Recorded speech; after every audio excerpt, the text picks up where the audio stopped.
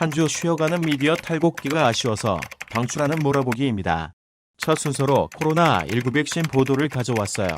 다들 안전하고 평안한 월요일 보내시길.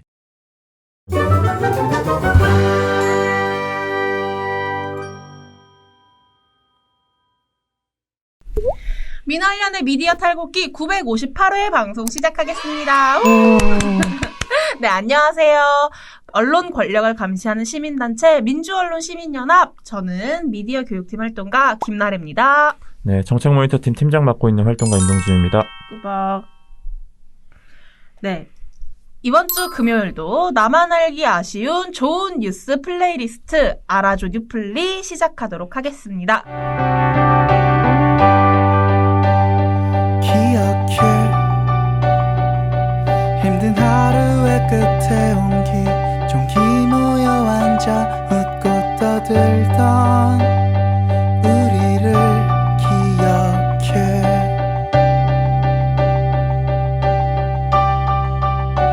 꽉 잡은 그 두 손이여 색하지가 않았던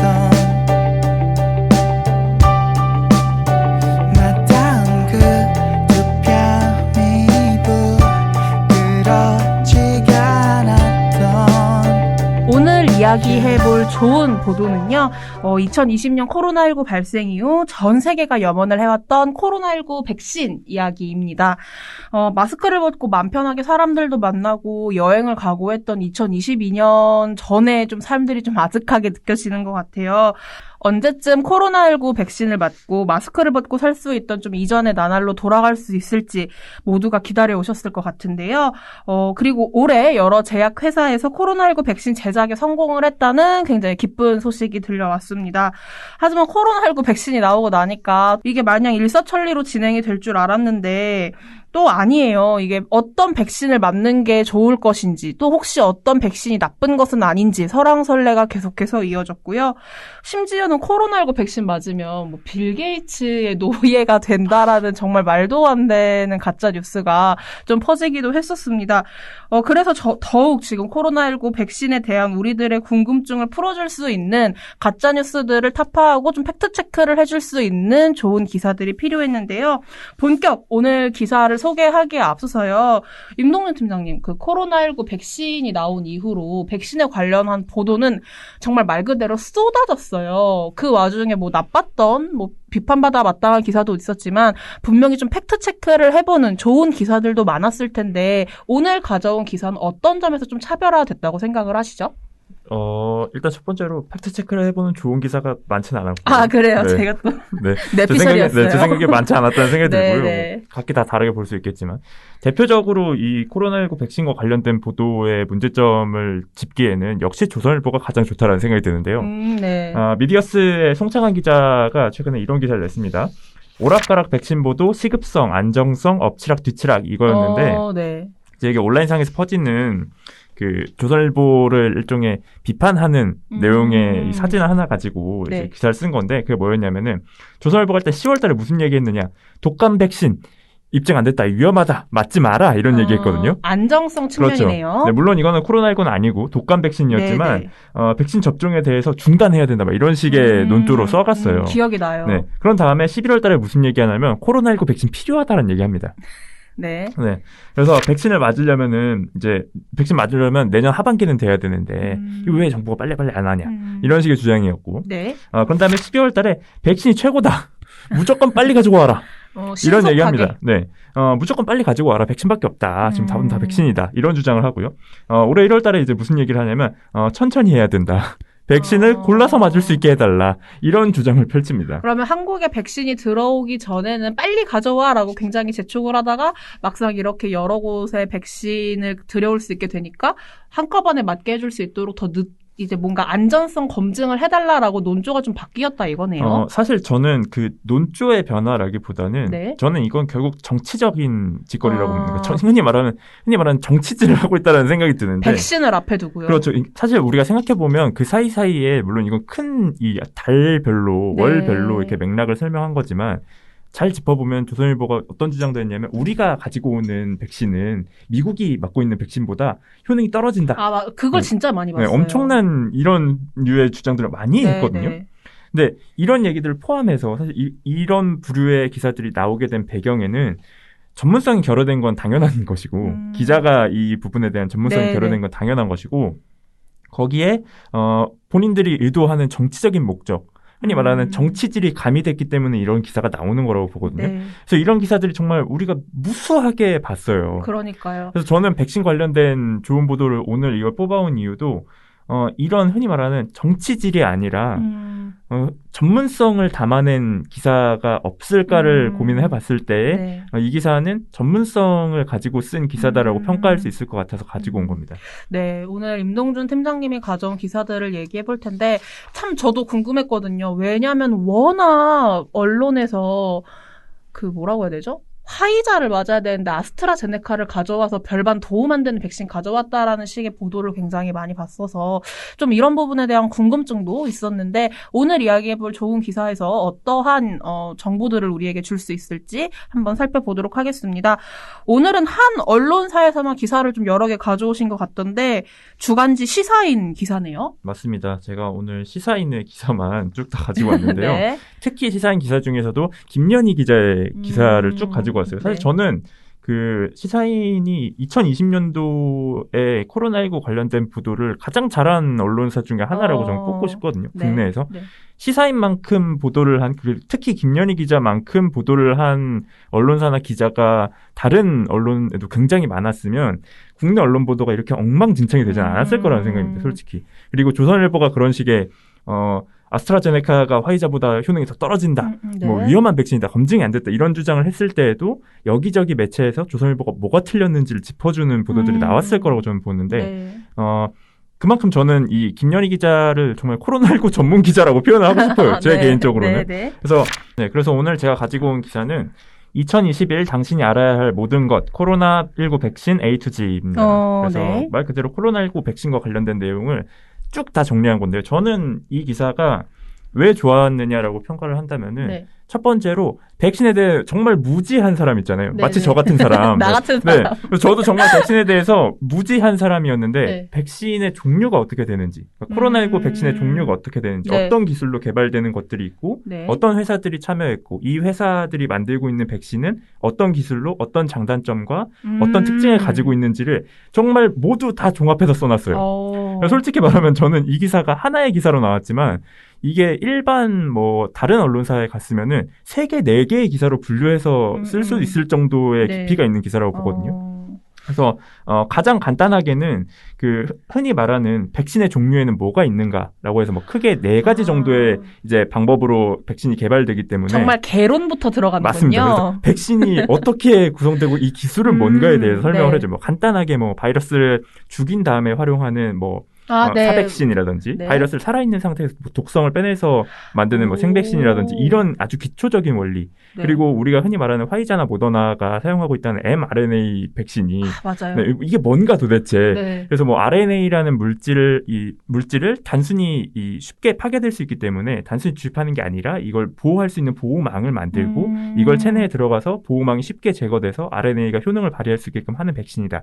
이런 류의 아주 간략한 그러니까 저처럼 굉장히 무지한 사람도 이 기사를 읽으면 mRNA 백신이 뭔지 이렇게 설명을 할 수 있잖아요. 네. 그래서 이런 류의 설명들을 아주 간단하게 그리고 굉장히 이해하기 쉽게 써놨다라는 게 이 기사의 굉장히 큰 장점이고요. 제가 지금 임동준 팀장님의 랩탑으로 함께 지금 보고 있는데 심지어 또 이게 백신의 모양 같은 것도 다 그림으로 그려가지고 좀 더 구분하기 쉽게 만들어진 것 같아요. 맞습니다. 그래서 이 내용을 한번 쭉 보는 것과 이 사진으로 봤을 때 이 백신이 도대체 어떻게 작용하는 건가, 어떻게 구성되어 있나 이런 걸 같이 봤을 때 아주 기초적인 우리가 백신에 대해서 알아야 할 것들 이런 부분들을 얻을 수 있었다는 게 특징이었고요. 네. 그리고 저희가 앞에서 그 얘기를 했었잖아요. 일부 보수 언론이 우리가 들여오는 아스트라제네카는 화이자 모더나보다 효능이 떨어지는 건데 그리고 미국에서 검증도 안 됐는데 가지고 온다. 그런 얘기 너무 많이 들었어요. 네. 그 내용도 시사인 기사에서 모두 다 알 수 있게끔 나옵니다. 네. 간략하게만 설명을 드리면 이 화이자나 모더나가 개발하고 있는 mRNA 백신은 특징이 극저온에서만 유통이 가능해요. 네, 뭐 그래서 70, 말씀하신 네. 70도? 뭐. 맞습니다. 그래서 화이자하고 이 독일의 바이오엔테크가 같이 만든 백신 같은 경우는 네. 극저온인 영하 70도에서 네네. 유통이 됩니다. 그리고 이것보다 조금 더 그나마 개선이 된 게 모더나 백신인데 모더나 백신도 영하 20도에서 유통이 되거든요. 그래서 이런 백신들의 특징은 뭐냐면 굉장히 신기술이고 빠르게 개발했고 그리고 뭐 부작용이나 뭐 이런 게 적다라고 하지만 네네. 유통 과정이 어려워요. 그러니까요. 그리고 이 기술이 최근에서야 이 활성화가 된 기술이기 때문에 이 기술을 가지고 백신을 개발해도 생산할 때의 생산 공장이 별로 없습니다. 그래서 대량 생산이 아직까지는 힘든 네, 기술이에요. 근데 이런 점들을 다 고려해야 하는 거고 그리고 얘기했던 효능에 대해서 그 아스트라제네카의 효능이 화이자보다 떨어진다. 네. 사실 그거는 다 임상시험의 네, 결과를 네. 기반으로 한 거였거든요. 근데 아스트라제네카 같은 경우는 물론 mRNA 백신은 아닙니다. 네네. 다른 형태로 개발된 백신이지만 임상시험에서 약간의 실수가 있었어요. 아, 무슨 실수요? 이게 굉장히 웃긴, 이 과학계에서도 웃긴 에피소드라고 네, 부르는데 네. 아스트라제네카 정도의 회사가 어떻게 이런 실수를 했느냐라는 네. 얘기를 할 정도인데 일단 기본적으로 아스트라제네카 백신은 옥스퍼드 대학교 내에 있는 연구소에서 개발이 된 거고요. 네. 이거를 옥스퍼드 대학교 내에서 아주 싼 가격으로 많은 사람들한테 우리는 이걸 배포하고 싶기 때문에 이 취지에 부합하는 그 제약사가 있으면은 네. 그들과 함께 하겠다라고 했고 네. 아스트라제네카가 여기에 참여를 한 거거든요. 네. 그래서 실제로 아스트라제네카가 전 세계 가장 많이 백신을 보급하겠다고 지금 계약이 되어 있는 백신 회사 중에 하나예요. 네. 근데 이 아스트라제네카가 어떤 실수를 했냐면 임상시험 과정에서 원래는 이 투약을 할 양을 전체를 다 넣고 네. 1차, 2차를 전체를 다 넣는 형태로 임상시험이 됐어야 되는데 네. 첫 번째 투약을 할 때 절반만 넣는 형태로 투약이 되는 거예요. 그래서 네. 임상시험 내에서 3상 임상시험 내에서 이제 분류가 둘로 나뉜 거죠. 첫 번째 절반을 맞고 두 번째 다 맞은 네, 분류가 네. 있고 두 번을 다 풀로 맞은 분류가 있고 그랬는데 이 임상시험 결과가 굉장히 독특하게 나왔습니다. 우리가 상식적으로 일반적으로 생각했을 때에는 백신을 풀로 다 맞아야지 가장 효능이 좋지 그럴 것 않을까 같은데? 이런 생각이 들잖아요. 네네. 근데 좀 신기하게도 이 백신을 절반 맞고 다 맞은 첫 번째 네. 부류가 오히려 효능이 더 좋게 나온 거예요. 90%에 가까운 효능이 나왔거든요. 그것도 신기하네요. 네, 그리고 두 번째로 이 풀로 다 맞은 이 부류에서는 60% 조금 넘는 수준이 나왔어요. 그래서 두 개의 평균을 냈을 때 한 70% 정도. 네네. 이렇게 해서 이 아스트라제네카의 효능이 70%가 나온 거거든요. 네. 근데 그 조선일보나 혹은 여러 보수 언론이 아스트라제네카가 미국 FDA에서 승인 못 받았다. 네. 이거 봐라, 우리 도입한다는데 미국은 이거 승인도 안 해줬다. 이런 식으로 비판을 했거든요. 많이 근데 봤죠. FDA에서 승인을 못 받은 이유가, 승인이 오래 걸린 이유가 여기에 있습니다. 이 1차 이 대조군하고 2차 군하고 네. 왜 이렇게 차이가 많이 나지? 그거를 그리고, 좀 네. 조사하느라. 그리고 절반 넣고 다 넣었을 때 효능이 더 좋은데 이게 왜 그렇게 나왔을까? 그러니까 사실 이거는 투약 방법이 다른 경우였기 때문에 이거에 대해서 좀 더 이유를 설명해서 보완해서 제출을 해라. 그래서 심의가 오래 걸렸던 건데 네. 이게 뭐 효능이 안 좋거나 입증이 안 되거나 이런 게 아니라 단순하게 이 특이하게 실수가 벌어지면서 이 상황을 확인하고자 FDA가 승인을 미뤘던 거거든요. 그래서 이 기사들을 쭉 다 읽다 보면은 아, 그때 나왔던 그 기사들이 엉터리였구나 다. 이런 걸 단박에 알아낼 수 있는 거죠. 지금 저희가 이야기를 해드린 거를 들었을 때 저는 벌써부터 좀 제 백신에 관련했던 의문들이 해소가 되고 있는 것 같아요. 지금 제가 임동준 팀장의 랩탑으로 함께 기사를 보고 있는데 김연희 기자의 기사와 그리고 최혜린 기자의 인포그래픽까지 함께 더 보신다면 이야기도 쉽고 백신 문제에 대해서 굉장히 많이 알 수 있어서 반드시 일독을 권하고 있고요. 그렇다면은 이 기사에 나온 백신 내용을 좀 종합을 해보면 어떤 결론을 도출할 수 있는지가 굉장히 궁금해요. 실은 그동안 여러 언론 보도를 통해서 화이자가 제일 좋은데 우리나라가 지금 화이자보다 떨어진 아스트라제네카 받는다 이런 기사 너무 쏟아졌잖아요. 그래서 이 기사 종합해보면 좀 어떤 결론을 얻을 수 있죠? 사실 김연희 기자가 이 기사뿐만 아니라 네. 그 30년 전부터 바이러스하고 백신을 개발해왔던 남재환 교수하고도 인터뷰를 했어요. 이분이 이제 국내 백신 도입 자문단 같은 형태에도 이 기여를 하고 계시고 국내에서 이 백신을 개발하고 있고 그리고 아까 말씀드렸던 아스트라제네카의 그 백신을 위탁 생산하는 것도 확정된 SK 바이오사이언스 네. 이곳에서 또 이 백신 개발에 함께 참여를 하고 계신 분이거든요. 성함이 누구시라고요? 남재환 교수님인데 네. 이분과 인터뷰를 하면서 이제 그런 비슷한 얘기들이 나옵니다. 그 어떤 백신을 맞는 게 좋느냐. 그쵸. 궁금하죠. 백신을 반드시 맞아야 하느냐. 뭐 이런 얘기들이 나오는데 종합을 해봤을 때에는 현재까지는 개발 기술의 차이만 있을 뿐이지 백신의 효능에 대해서 네. 이게 우월하고 이게 떨어지고 이렇게 판단할 수 없다라는 거고요. 그래서 결론적으로만 놓고 보자면 사실 뭐 화이자가 더 좋다, 뭐 모더나가 더 좋다, 아스트라제네카가 더 좋다, 뭐 이런 식으로 네. 분류하기 힘들다. 일단 현재까지 개발된 백신들이 일단 이 개발 기간도 굉장히 짧았고 사실 짧았던 데에는 여러 가지 이유가 있습니다만 기초적으로 이 백신을 개발하는 데에는 이 실험실 내에서 흔히 말하는 백신의 물질을 개발하고 이거를 임상시험을 하게 됩니다. 뭐 네. 동물을 대상으로 해서 임상시험 첫 단계를 밟고 그다음에 사람으로 대상으로 해서 임상 1상, 2상, 3상 이런 식으로 3번의 임상시험을 거치고 이 규제기관에서 허가를 받아야지 이제 백신이 나오는 거거든요. 허가를 받더라도 생산 공장이 마련돼 있지 않으면 그렇죠. 바로 그것도, 생산을 할 수도 없습니다. 그래서 백신을 보통 개발하는데 굉장히 오랜 시간이 걸리는데 네. 코로나19는 굉장히 특수한 상황이었잖아요. 전 세계적인 감염병 네. 사태이기 때문에. 그래서 이게 굉장히 단기간에 이 진행이 된 백신이고 그래서 원래는 임상시험도 3상시험도 뭐 굉장히 긴 기간 두고 1, 2년을 두고 맞은 이 대상자들이 어떻게 변했는지에 대해서 네. 체크를 해야 되는데 그게 아직 부족한 상황이라 데이터는 더 쌓아야 하지만 대체적으로 백신은 그 부작용이 나타나는 게 한 2달 정도로 전문가들을 보고 있거든요. 학계에서도. 네. 그래서 지금 미국도 그렇고 우리도 그렇고 2달 정도의 기간의 임상시험을 보고 네. 이걸 승인을 하고 있어요. 네. 그래서 아직까지는 더 지켜봐야 되나 지금까지 나온 백신들은 이런 기준들을 다 통과한 거기 때문에 누가 더 우월하다 뭐 이런 식의 결론을 내릴 수 없을 것 같고요. 네. 그래서 효능은 지금 판단할 수 없고 효능에 대해서 따지는 것은 불필요하고 효능이 있다라는 건 어느 정도 입증이 돼가고 있는 단계이기 때문에 대체적으로는 이 집단 면역을 위해서 백신을 맞는 게 맞다라는 게 이 기사들을 좀 종합해봤을 때 내릴 수 있는 결론인 것 같습니다. 그 이전에 동준 팀장 정말 백신 잘 몰랐어요? 정말 김연희 기자의 기사들을 보시고 이렇게 말씀을 잘하시는 거예요? 저는 이런 과학기술의 네. 문외한이거든요. 네. 아니 근데 지금 얘기하는 족족 진짜 정말 이해가 다 되고 그동안 궁금증이 좀 풀리고 있는 것 같아요. 근데 한편으로 이제 좀 더 궁금한 것들이 있거든요. 예를 들면 코로나 백신 들어온다고는 했는데 우리 같은 그러니까 뭔가 의료계 종사자가 아닌 사람들 그리고 기저질환자가 아닌 분들은 도대체 언제 주사를 맞을 수 있지? 그리고 나 아직 젊은 편인데 내가 백신을 괜히 맞아서 좀 진짜 맞아야 될 사람들이 못 맞는 건 아닐까? 되게 고민이 많거든요. 근데 또 이런 부분에 대해서 김연희 기자가 시민들의 궁금증을 풀어주는 일문일답 기사도 또 작성을 했다고 해요.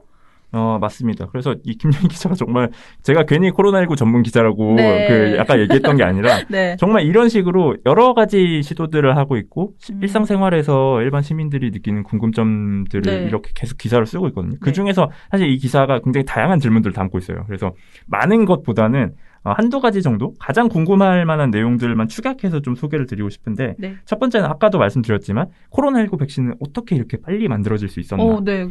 이 내용이거든요. 아까 말씀드렸다시피 백신이 만들어지는 일반적인 단계는 동물 대상 실험 그리고 사람을 대상으로 네. 한 실험 해서 1상, 2상, 3상 이 절차가 있고 그 다음에 규제기관에서 허가를 받고 생산 단계에 돌입하는 네. 이렇게 돼 있는데 사실 우리가 이 단계별로만 얘기를 했지만 이 단계별로 굉장히 긴 기간이 걸립니다. 그렇겠죠. 왜냐하면은 하나당 뭐 한 2달씩 이제 추이도 봐야 되고 이런 그렇죠. 게 있으니까. 맞습니다. 그리고 이 텀이 오래 걸리는 이유가 기본적으로는 지금 코로나19 백신 굉장히 공익적 목적이 강하지만 네. 이 공익적 목적이 아니라 단순히 치료용 백신을 개발할 경우에는 투자자를 모집하는 게 이제 제약사들에게는 관건이고요. 그렇죠.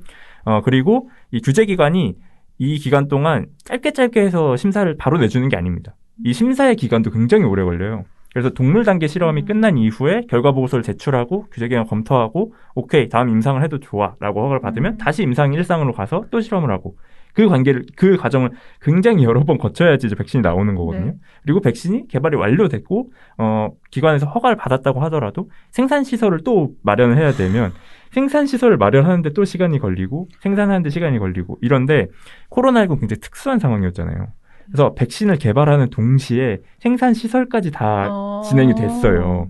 그렇다 보니까 지금 우리가 어떻게 이렇게 보통 한 20년씩 걸린다는 백신 개발이 1년 만에 그래요? 됐는가에 대해서 따져봤을 때 이런 이 절차적 특성들이 있었고 네. 굉장히 특수한 상황들 그리고 특히 임상시험 같은 경우는 이 확산세가 강하지 않으면 그러니까 대조군이 비교하게끔 상황이 마련되지 않으면 오래 걸릴 수밖에 없거든요. 근데 그러네요. 코로나19 같은 경우는 확산세가 굉장히 강했잖아요. 이게 그러니까요. 어떻게 보면 역설적으로 백신 개발에 어느 정도 유리했던 측면도 있었던 네. 거고요. 그래서 코로나19 백신이 왜 이렇게 빨리 완성됐는가에 대해서 이 짚어주는 부분이 굉장히 저는 의미가 있었다라고 네. 보고요. 두 번째는 그러면 나는 백신을 맞아야 하는가? 네. 이 부분이 굉장히 궁금하잖아요. 네네, 저도. 네, 이 부분도 이제 김연희 기자가 취재한 내용으로 담아냈는데 일단 그 백신에 대해서 왜 맞아야 하는가를 짚을 때 가장 먼저 얘기하는 게 집단 면역이거든요. 흔히 말하는 백시네이션이라는 표현을 쓰는데 백시레이션. 네, 이런 표현을 쓰는 이유가 집단 면역이 이루어져야지 그 백신의 효과, 백신을 직접 맞지 않은 사람도 이제 감염이 되지 않는다라는 거예요. 그래서 대체적으로는 60% 정도가 면역이 생기면 집단 면역이 형성되고 확산세가 잦아든다라는 네, 이제 네. 이야기를 하는데 지금 상황에서 왜 여러분이 백신을 맞아야 하느냐라고 물어본다면 일단은 그 아동들 그리고 청소년들은 백신 접종 대상이 아닙니다. 왜요? 또 이것도 이제 이유가 있는데 보통 백신은 성인을 대상으로 해서 개발이 돼요. 네, 그러다 네, 보니까. 성인을 대상으로 해서 개발이 되고 이게 이 인체에 무해하다 그리고 안정성이 확보가 됐을 때에 청소년용으로 그리고 이 아동용으로 다시 백신이 추가로 실험해서 개발이 됩니다. 네. 그래서 화이자나 모더나 같은 경우는 작년 9월, 12월 정도에 이제 청소년용 백신의 임상시험 들어갔거든요. 네. 그래서 아직까지는 청소년용 백신이 없는 상태예요. 그래서 성인들이 먼저 맞고 집단 면역이 구성이 된다면 다른 이제 취약한 뭐 계층에 있는 분들 그리고 기저질환이 있거나 이 백신에 알러지가 있는 분들도 있을 수 있기 때문에 이분들은 네네. 백신을 접종하지 않을 수도 있거든요. 네네. 그리고 접종의 위험이 있을 수도 있고 그래서 일반 성인들이 이 백신을 접종해서 집단 면역을 형성을 해줘야지 네. 흔히 말하는 비가 올 때 우산을 이렇게 여러 명이 펼치면 그 우산이 없는 사람도 비를 안 맞을 수 있다라는 게 나오잖아요. 무슨 사실 이게 비유인지 이 기사에 나오는 비유거든요. 네. 똑같은 비유를 제가 지금 기사에서 가지고 온 건데 되게 멋있다 네. 생각했는데. 네, 그래서 이런 것과 같은 원리로 그 집단 면역이 형성돼야 하기 때문에 흔히 말해서 이 인터뷰에서 남자현 교수가 그런 얘기를 하거든요. 백신을 왜 맞아야 되느냐라고 설명하면 본인을 위해서도 있지만 본인 가족들을 위해서 맞아야 한다라는 얘기로 설명을 해주면 된다라고 했는데 그래서 그런 측면에서 백신을 반드시 맞아야 한다라는 겁니다. 네, 오늘 이렇게 또 얘기를 듣다 보니까 저도 빨리 내려가서 이 일문일답 기사들을 좀 다 제대로 읽어보고 궁금증을 해결해 보려고 하는데요. 이 두 개 기사 말고도 임동준 팀장님이 코로나19 백신 기사를 보면서 꼭 한번 같이 읽어보시라라고 권하는 기사가 있다고 해요. 이거는 뭐 코로나19 백신에 대해서 알려주는 기사라기보다는 재난 상황 속의 공동체의 연대의식에 대한 기사라고 합니다. 이건 김연희 기자의 기사와는 또 다른 생각해볼 거리를 던져준다고요? 네, 이게 시사인과 KBS가 같이 여론조사의 방식으로 조사를 해서 분석을 한 일종의 데이터 저널리즘과 가까운 기사로 보이는데요. 네. 청관율 기자가 쓴 기사인데 네. 이 기사가 굉장히 여러 가지 측면에서 그 우리 사회를 분석한 기사예요. 코로나19 확산 이후에 사람들의 인식, 연대의식에 대한 인식이 어떻게 변화하고 있는지 그리고 일본과 비교했을 때 우리의 연대의식이 어떻게 시민사회에서 차이가 나는지를 분석한 기사들인데 사실 이 기사가 그래서 굉장히 여러 요소들의 분석을 통해서 설명을 해주는데 이걸 제가 일일이 다 설명을 드릴 수는 없을 것 같고 네. 핵심 내용이 저는 굉장히 의미가 있다라고 봤어요. 그러니까 연대의식을 갖춘 시민들이 있을 때에 이 재난 상황을 해결하는 데에 그리고 사회가 무너지지 않으면서 공동체가 무너지지 않으면서 재난을 극복해내는 데에 훨씬 도움이 될 것이다라는 수치가 나왔다라는 거고요. 그래서 사실 그 흔히 말하는 그 섬 같은 세상에서 산다고 하잖아요. 이 특히 코로나19 확산 이후에 대한민국 사회가 굉장히 각자 도생의 길로 가고 있는 각자의 섬에서 살고 있는 형태로 만들어지고 있다라는 얘기가 나오는데 저는 그래서 이 기사를 보면서 그런 생각이 들었거든요. 저는 굉장히 그 남한테 관심이 없는 사람이기 때문에 각자 도생의 길을 가는 사람이라서 네. 이 기사를 보고 약간 반성도 많이 했고요. 그리고 그 일종의 최근에 그런 이야기들도 나오잖아요. K 양극화 이런 얘기들이 나오잖아요. 근데 사실 저는 K 양극화를 얘기하는 그 주체나 뭐 매체나 보도나 이런 걸 볼 때 K 양극화를 얘기하면서 협력과 상생 이런 연대, 이런 이야기를 하는지 저는 따져보거든요. 같이 이야기를 한다면 저는 충분히 얘기할 수 있다라는 생각이 드는데 네. 흔히 말하는 K 양극화만 얘기하는 보도나 매체나 인물은 저는 일단 거르고 봅니다. 이유는 혹시 몰라서 K 양극화를 모르실 수 있을 것 같은데 K 양극화 간단하게 설명해 주실 수 있을까요? 간략하게 말하면 코로나19 이후에 이제 코로나19로 인해서 양극화 현상이 더 심해졌다. 그러니까 돈을 버는 사람 더 많이 벌고, 네. 못 버는 사람 더 적게 벌게 되고. 그래서 이런 식의 뭐 돈을 버는 것뿐만 아니라 여러 가지 측면에서 양극화가 더 심해졌다라는 이야기를 하는 게 흔히 말하는 K 양극화라는 표현인데, 저는 그래서 그 K 양극화를 단편적으로 K 양극화만 얘기하는 사람들은 일단 거르고 보는 이유가 K 양극화만 얘기하는 건 분열을 조장하는 거라고 아무래도, 생각하거든요. 네. 그러니까 결국 K 양극화를 얘기하려면 이걸 분열이 아니라 연대와 협력 상생으로 해결을 해야 된다라는 얘기를 해야 되는 거잖아요. 근데 그런 얘기 없이 K 양극화만 얘기한다라면 저는 일단 그런 매체나 그런 사람은 거르고 본다. 네. 그래서 이 보도를 보면서 그런 지점을 좀 더 이해할 수 있었던 것 같아요. 네. 천간율 기자의 이 기사도 실은 읽어보면은 저 살짝 읽어보려다가 데이터가 우선 많아가지고 이건 진짜 각 잡고 읽어야겠다 싶어서 아직 미뤄둔 상태인데 꼭 내려가서 지금 바로 읽어보고 여러분들에게 전해드리도록 하겠습니다. 그땐 너무 당연하게만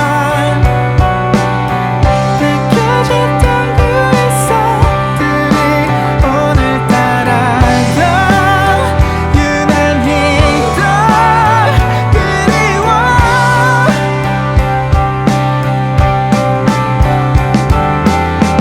그땐 미처 알지 못했던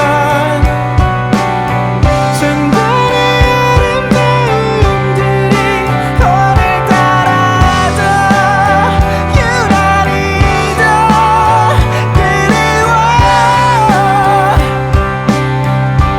Oh, I miss them so bad. 오늘은 제가 넬의 기억해라는 곡을 가지고 왔는데요.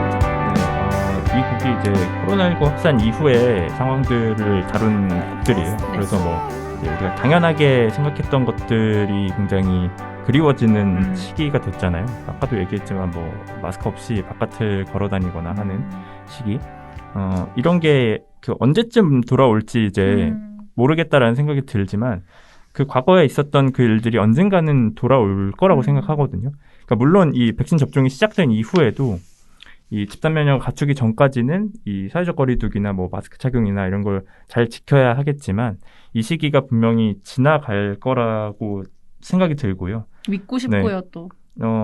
분명히 지나갈 겁니다. 네. 네. 뭐 믿는다기보다는 현실이 될 거라서 네. 희망을 그래서, 가지고. 네. 그래서 이런 일들을 빨리 잘 만들어 가기 위해서는 이런 기사가 필요하다고 생각하거든요.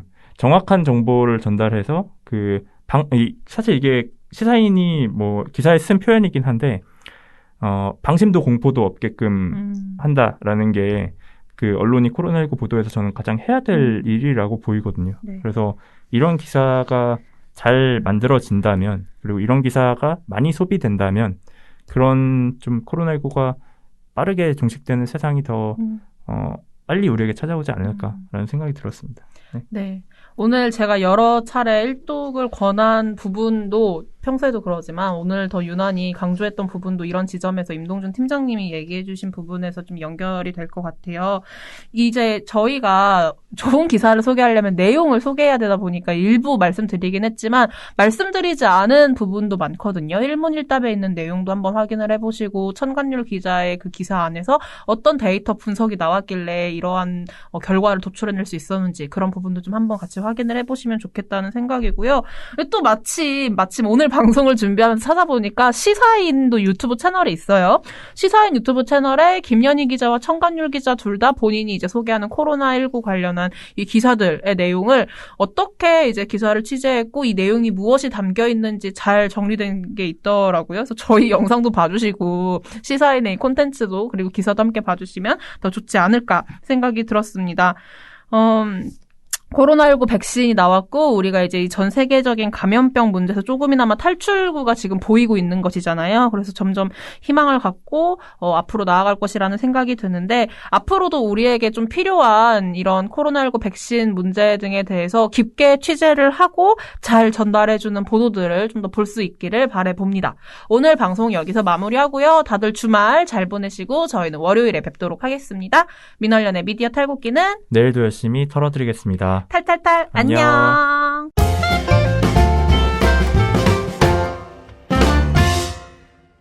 민활련의 미디어 탈곡기 977회 방송 시작하겠습니다. 우! 와! 네, 안녕하세요. 언론 권력을 감시하는 시민단체 민주언론시민연합. 저는 미디어 교육팀 활동가 김봄빛나래입니다. 네, 저는 정책 모니터팀 활동가 박채린입니다. 저도 정책 모니터팀 활동가 서혜경입니다. 와, 짝짝짝짝 인사. 아, 우리 서혜경 활동가 이분이 누구냐? 이제 민활련의 새로운 얼굴입니다. 박수로 좀 맞이할게요. 아, 네, 함께하게 돼서 굉장히 영광입니다. 혜경 활동가는 실은 여러분이 전부터 만나오던 인물이에요. 민활련에서 언론 모니터를 함께하는 모니터 팀원으로 이제 민활련에서 좀 오랫동안 우리와 함께 했었는데요. 그래서 이전에 기억하실 텐데 박진솔 활동가하고 금요일마다 고정 코너로 진행을 했던 종편 모아니, 그 종편 모아니 혼자서 박진솔 활동가 다 볼 수 없잖아요. 그래서 박진솔 활동가의 어떤 자료를 함께 찾고 문제점을 지적하는데 굉장히 혁혁한 공이 있는 아니라고 도리도리를 하는데 제가 짧게 소개를 했는데 혜경 활동가가 직접 좀 자기소개를 한마디 해주실까요? 네, 안녕하세요. 종편 모니터팀 팀원으로 활동을 하다가 이제 다시 민원연에 입사하게 된 서혜경입니다.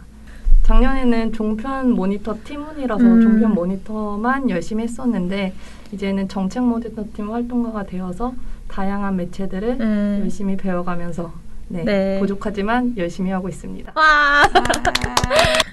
네, 혜경 활동가 이렇게 소개를 해줬는데 실은 본인은 오늘 출연을 약간 부담스러워 했거든요. 왜냐면 본인이 하는 게 별로 없다고 말을 하는 거예요. 그런데 지금 정책 모니터 팀의 혜경 활동가가 이제 함께 하게 돼서 얼마나 든든한지는 제가 체린 활동가를 통해서 익히 들었기 때문에 많이 든든하다고. 네, 많이 든든해요. 네. 아주 많이 든든해요. 네, 아닙니다. 눈물 흘리는 거 아니죠? 아니에요.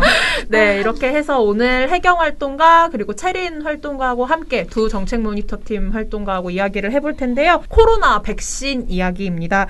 기다리고 기다리던 코로나19 백신 지난 2월 26일부터 한국에서도 접종을 시작했습니다. 코로나가 발생한 이후에 우리의 일상이 너무나도 많이 바뀌었다 보니 물론 언론에서도 굉장히 관심을 많이 보이고 있고 그래서 그만큼 보도도 많이 나오고 있습니다. 하지만 관심이 많아서인지 아니면은 보도량이 너무 많아서인지 그만큼 좀 선정적이고 자극적인 보도 혹은 허위 보도들도 좀 나오고 있는데요. 오죽하면 의료 전문가와 정부 그리고 여당 정치인 이어서 문재인 대통령까지 최근에 허위 조작 정보가 국민 불안을 부추기니 경계해달라라는 당부를 좀 할 정도였습니다. 오늘은 좀 그 선정적인 코로나19 백신 문제에 대해서 좀 짚어볼 텐데요. 우선 혜경 활동가, 저는 그 코로나 백신 보도 중에서 가장 큰 문제점이 뭐라고 생각했냐면 백신 효능이 떨어진다. 혹은 화이자를 맞아야지 아스트라제네카는 맞으면 안 된다. 이런 풍문이 좀 돌았는데 그 시발점이라고 볼 수 있는 게 언론 보도라고 들었어요. 특히 이제 정책 모니터 팀은 TV조선 뉴스를 대표적인 사례로 꼽았더라고요. 네, 사실 TV조선뿐만 아니라 다양한 언론에서 아스트라제네카 백신은 다른 백신보다 좋지 않다. 그런 인식을 심어줄 수 있는 안 좋은 보도를 많이 했습니다. 네. 그런데 그중에서 우리 보고서에서는 TV조선의 두 가지 보도를 뽑아봤는데요. 네. 우선 TV조선의 2월 16일 기사를 보면 보도 제목에서부터 불신이란 단어가 들어가요. 네. 기사 제목이 2,300만 명분 더 확보, 아스트라 불신은입니다. 기사 내용을 보면 정부가 화이자와 노바백스 2,300만 명분의 백신을 더 확보를 했는데 네. 그 이유가 아스트라제네카 백신에 대한 불신 때문이라는 거예요. 거기에 아스트라제네카를 못 믿으니까 화이자랑 이런 물량을 더 가져온 거다. 네, 다른 네. 백신을. 네. 그래서 거기에 효능이 검증이 안 된 아스트라제네카 백신을 맞아야 하는 고령층의 불만이 높아지고 있다 하는 시민들의 인터뷰도 실었습니다. 네. 두 번째로 TV조선의 24일 보도 의료진은 화이자, 일반 직원은 제외 또 같은 사례인데요. 보도에서 보면 화이자 백신을 맞는 건 코로나 환자를 직접 치료하는 의사와 간호사들 뿐이고 네. 같은 병원의 의료진이라고 하더라도 다른 직원들은 아스트라제네카 백신을 맞는다고 해요. 무슨 계급제도처럼. 네네. 네. 그러면서 익명의 병원 관계자 인터뷰를 보도하는데요. 네. 인터뷰 내용이 코로나와 직접 접촉 있는 부서는 화이자를 맞추고 아닌 부서들은 아스트라제네카를 준다. 이것만 봐도 아스트라제네카가 화이자보다 효과가 아니라는 걸 입증하는 것 아니냐. 이런 인터뷰를 실었습니다. 저는 이제 얘기를 들으면서 좀 먼저 짚고 싶었던 부분이 그거는 전 사실이라고 생각을 했거든요. 시민들이 백신이 들어왔는데 뭔가 기뻐하는 사람들도 많지만 그만큼 좀 불안해하는 사람들도 많이 있고 백신을 고를 수만 있다면 아스트라제네카가 좀 별로라던데 난 화이자를 맞고 싶어. 이런 여론이 저는 분명히 있었기 때문에 이런 보도는 좀 할 수 있는 것이 아닌가. 뭐 시민들이 뭐 백신이 들어왔음에도 여전히 불안감을 가지고 있다. 이런 보도 할 수는 있지 않을까. 이런 생각이 들었거든요. 네, 그런데 사실 두 기사를 보면 시청자들에게 좀 의도적으로 불안을 부추긴 기사라고 생각이 되는데요. 같은 날인 2월 16일 네. 조선일보 기사를 볼게요. 제목이 정 총리 화이자 300만 명분 추가, 노바백스 2천만 명분 도입이라는 기사입니다. 네. 여기서 보면 정세균 총리가 네. 정부 세종종합청사에서 코로나 중앙재난안전대책본부 회의에서 정부는 기존 5,600만 명분에 더해서 2,300만 명분을 추가해서 총 7,900만 명분의 백신을 도입하기로 확정했다. 네. 그동안 정부는 11월 말 집단 면역 형성을 목표로 국민들께서 안심하고 백신을 접종받으실 수 있도록 충분한 물량을 최대한 조기에 도입하고자 노력해왔다라고 밝혔어요. 정 총리의 발언을 딱 들었을 때 봄빛날의 활동 같은 아스트라제네카 백신이 불안하다 이런 생각이 드시나요? 전 그런 생각보다는 집단 면역이 굉장히 중요한 거니까 들여올 수 있는 백신들을 물량을 확보하는 대로 들여오고 있다. 전 이렇게 느껴지거든요. 네. 그래서 조선일보 기사를 보면 정부가 국민의 집단 면역을 위해서 빠르게 백신을 추가로 들여오고 있다고 했는데 TV조선 기사를 보면 아스트라제네카 백신이 불안해서 다른 백신을 도입한 거다. 이렇게 이상한 보도를 하고 있는 것입니다. 이건 뭐 스트레이트 보도, 그러니까 그 사실만 적어놓은 네. 보도라고 보이는데 근데 같은 미디어 그로스라인 TV조선에서 오히려 불안감을 좀 조장하는 보도를 냈다 이렇게 이야기를 해주신 것 같아요. 우선 팩트를 한번 짚고 가야 될 것 같은 게 국내 의료 전문가들이 분명히 아스트라제네카 백신의 효능이 떨어지는 게 아니다라고 여러 차례 이야기를 해준 것 같거든요. 네, 먼저 아스트라제네카 백신의 안전성과 효능은 백신을 먼저 접종하기 시작한 해외에서부터 들려왔어요. 네. 근데 백신의 종류와 상관없이 백신을 접종하면 중증 환자가 거의 나타나지 않는다는 좋은 소식들이었는데요. 네. 지금까지는 코로나 백신은 그냥 코로나를 안 걸리기 위해서 예방의 효과로 맞는다고 생각했는데 거기에 코로나를 걸려도 중증 환자로 가지 않는다는 되게 중요한 사실을 알 수 있었던 것이죠. 희소식이네요. 네, 굉장히 희소식이죠. 물론 국내 전문가들도 아스트라제네카 백신의 효능을 의심할 여지가 없다고 밝혔습니다. 2월 8일 질병관리청의 대국민 백신 특집 브리핑에서 네. 남재한 가톨릭대 의생명과학과 교수님은 백신이 감염 자체를 막지 못하더라도 중증으로 진행되는 걸 예방할 수 있다라는 같은 얘기를 하셨고 네. 또 국내에 도입될 백신들은 좋고 나쁜 걸 판단하기 어렵고 어느 백신이든 안심하고 맞아도 된다라고 설명했습니다. 또 김기주 선 한빛요양병원 원장님도 2월 18일 MBC 라디오에 출연해서 의사로서는 국민들이 백신을 적극 맞을 것을 함께 아스트라제네카 백신은 WHO에서 두 번째로 승인한 백신으로 안정성과 효과가 보장되었으므로 65세 이상 고령자들에게도 아스트라제네카 백신을 접종해달라는 희망을 밝히기도 했습니다. 전문가들이 이렇게 백신의 종류와 상관없이 국내에 들어오는 모든 백신들은 안전하니까 모두 접종을 해야 한다라고 강조하고 있는 것입니다.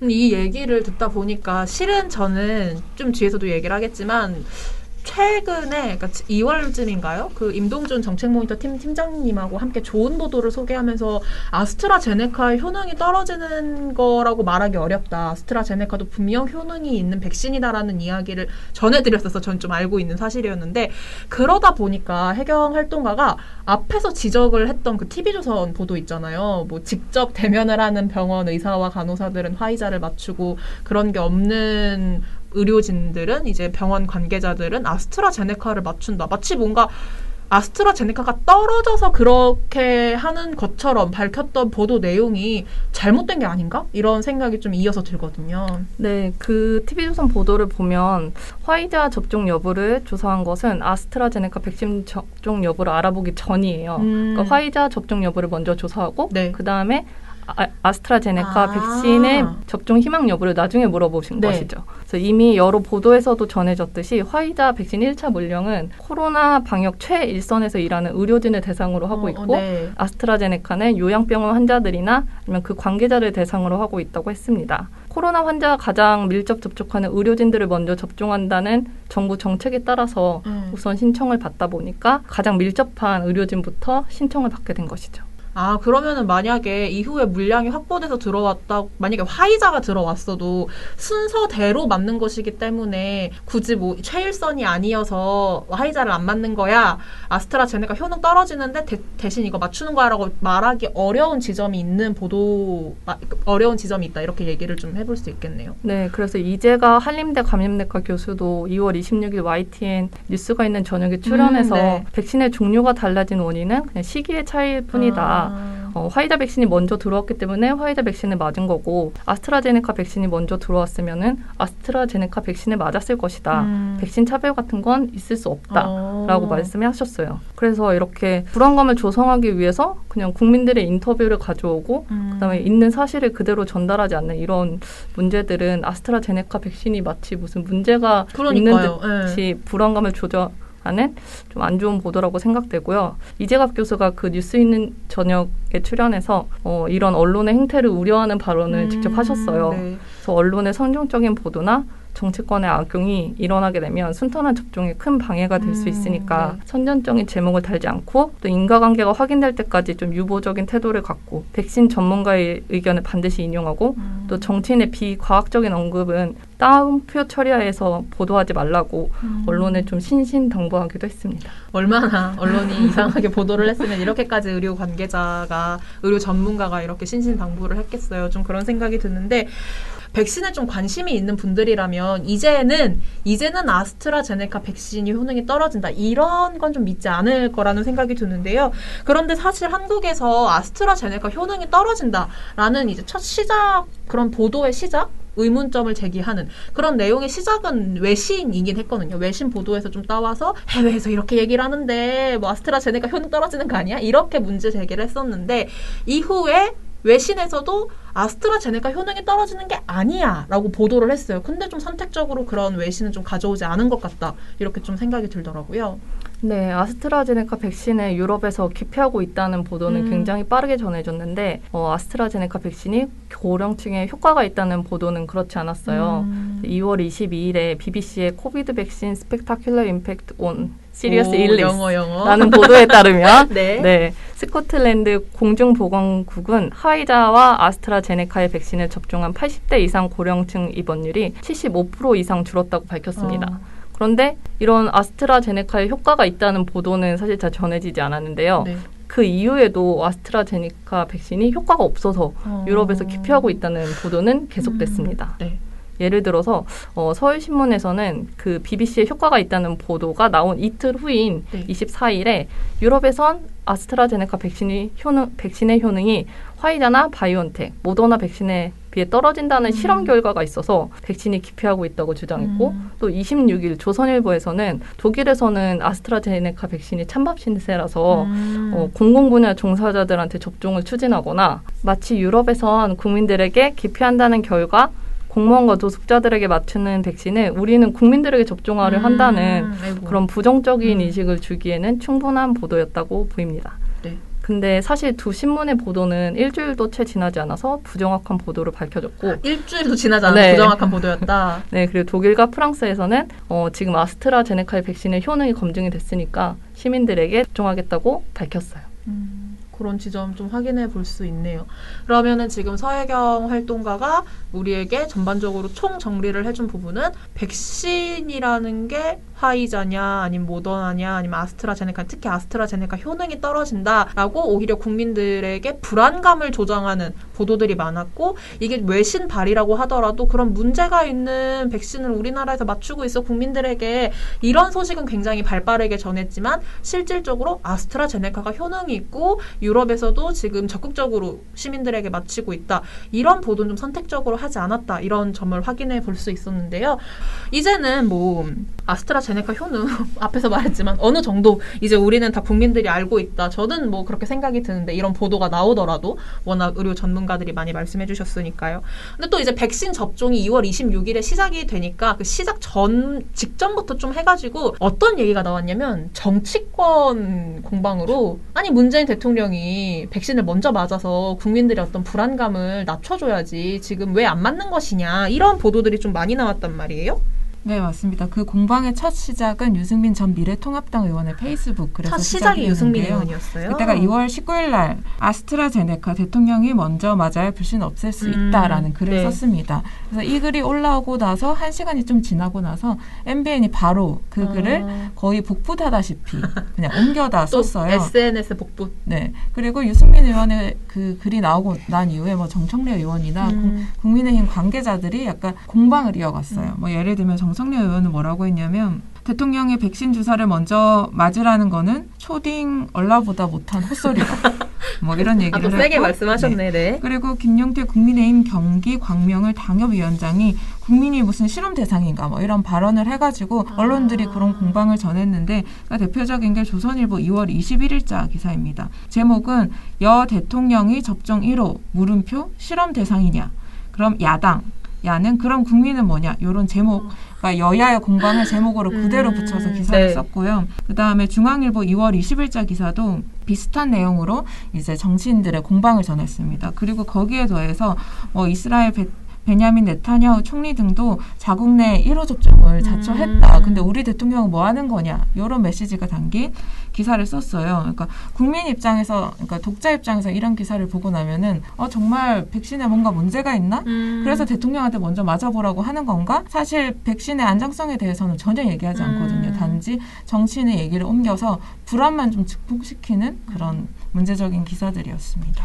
근데 저는 진짜 솔직하게 말씀을 드리는 건데 저는 문재인 대통령이 백신을 1호로 맞으면 또 그거 가지고 비판했을 거라고 생각이 들거든요. 너는 뭔데 뭐 이런 식으로 왜 순서를 지키지 않느냐. 왜 순서를 지키지 않고 문재인 대통령은 특혜를 받아가지고 백신을 맞는 거냐. 전 이런 식으로 또 비판 여론을 좀 만드는 보도들이 나왔을 거라는 생각을 떨칠 수가 없어요. 저는 그런 생각을 좀 떨칠 수가 없고 물론 해외에서 대통령이나 총리 같은 방금 설명해 주신 그런 예시대로 국가 원수가 맞는 경우도 있긴 했습니다만 좀 나라별로 상황이 다르지 않나 이런 생각이 들어요. 네, 맞아요. 백신을 언제 접종하느냐는 진짜 전 세계적으로 관심을 가졌던 사안이잖아요. 네. 그래서 그만큼 그 나라의 1호 접종자는 누구냐는 네. 되게 상징성을 가질 그쵸. 수 있어요. 그래서 나라별로도 이제 각국이 처한 상황에 따라서 1호 접종자를 선택을 했어요. 이스라엘이나 체코, 터키 같은 경우에는 그 백신에 대한 불안감이 상당히 높았거든요. 네. 그래서 그런 나라들은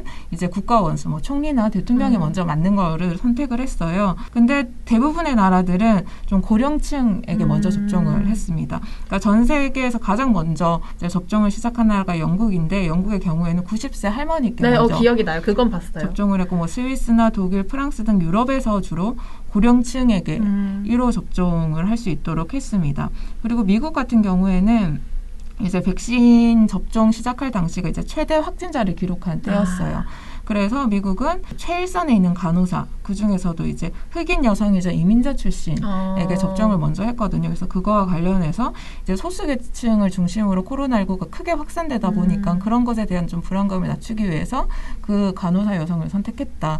뭐 이런 분석이 있었거든요. 나라별로 좀 상징성이 있는 인물들을 했는데 우리나라 제가 1호 접종자 누군지 몰라서 그러니까 우리나라 같은 경우에는 그 백신을 맞고 싶어하는 사람들의 비율이 꽤 높았어요. 네, 그렇죠. 그래서 나도 맞고 싶어 하는데 대통령을 먼저 맞추면은 나의 활동가가 지적했던 것처럼 특혜 논란이 일어날 수 있었던 거예요. 그래서 우리나라는 전략이 그냥 그 정은경 질병본부장이 우리 모두가 1호다라고 얘기를 했어요. 그런데 언론사들은 또 그래도 1호 접종에 대해서 관심을 가지니까 그쵸. 지역별로 1호 접종자들을 좀 보도를 했더라고요. 우리나라 동시 다발적으로 한 번에 네. 이렇게 백신을 맞겠군요. 네, 그래서 인천에는 어떤 병원장이 1호를 맞았다. 부산에는 그러니까 대부분 우리나라는 그 병원 네, 병원장이나 이제 의료기관의 가장 이제 높은 책임 권한을 갖고 있는 분들을 1호 접종자로 했더라고요. 어쩐지 제가 영국 그 1호 90세 할머니는 굉장히 많은 외신 보도에서 그 한 분을 다루는 거를 제가 봤던 기억이 있는데 우리나라는 뭔가 그냥 제 기억에 여기저기 기자들이 사진 찍으러 갔다라는 장면만 본 기억이 있어서 누구시지 했는데 이렇게 맞았군요. 그러니까 워낙 논란이 되다 보니까 이제 질병청에서 그런 선택을 했고 그러다 보니까 이제 뭐 이렇게 한 명에게 되게 스포트라이트가 가진 않았던 것 같아요. 저는 그게 오히려 맞다는 생각도 그런 들어요. 생각이 들었고요. 그리고 이러한 형식의 그러니까 불안감을 부추길 수 있는 정치인들의 발언을 그대로 갖다 쓰는 거는 그러니까 효과성에 대해서는 전혀 어떤 정보도 주고 있지 않잖아요. 그래서 오히려 되게 지금 국민의 생명과 관련된 백신을 정쟁화하고 있는 건데 이런 거는 그대로 옮길 게 아니라 되게 강력하게 언론이 비판해야 할 부분이에요. 근데 그런 부분을 비판하는 언론들도 사실 손에 꼽을 정도였어요. 있긴 있나요? 그래서 손에 꼽을 정도여서 제가 소개를 드릴게요. 네. 한겨레 2월 20일자 사설인데요. 제목은 100회 모익한 대통령 1호 접종 공방 당장 멈춰야 라는 사설을 실었습니다.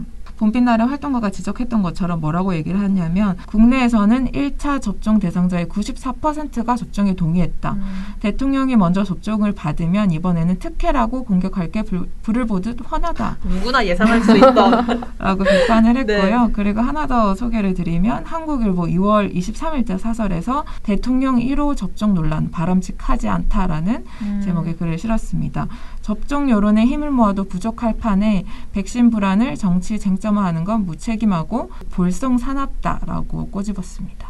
네. 좀 속 시원하네요. 이렇게 손꼽아야 하긴 하지만 이런 문제점을 좀 지적한 언론들 거기에 동참하지 않고 함께 전쟁에 참여하지 않고 이런 사실을 전한 언론도 있어서 뭐 그나마 다행이다라는 생각이 드는데 실은 이게 정치권 공방이 처음에 이렇게 확 불거졌다가 문재인 대통령이 본인도 아스트라제네카 백신을 맞을 의향이 있다, 맞겠다라고 이야기를 하고 좀 수그러든 것으로 압니다. 맞지요? 네, 두 분이 더 잘 아시겠죠? 그런 것으로 아는데 이게 또 언론에서 문제 제기를 하는 게 갑자기 독감이랑 비교를 해서 독감 접종 때와 너무 비교되게 지금 맞은 사람이 많이 없다. 또 이런 보도가 나오고 있어요. 앞에서는 TV조선을 콕 집어서 좀 비판을 했다면 이번엔 조선일보를 좀 콕 집어 비판을 했더라고요. 네, 이제 백신 접종이 시작되고 난 이후에 이제 새로운 형태의 불안을 부추기는 보도라고 할 수 있는데요. 네. 조선일보 3월 1일자 기사입니다. 제목은 백신 이틀간 2만 명 거부기 접종. 독감 땐 330만 명. 이라는 제목의 기사입니다.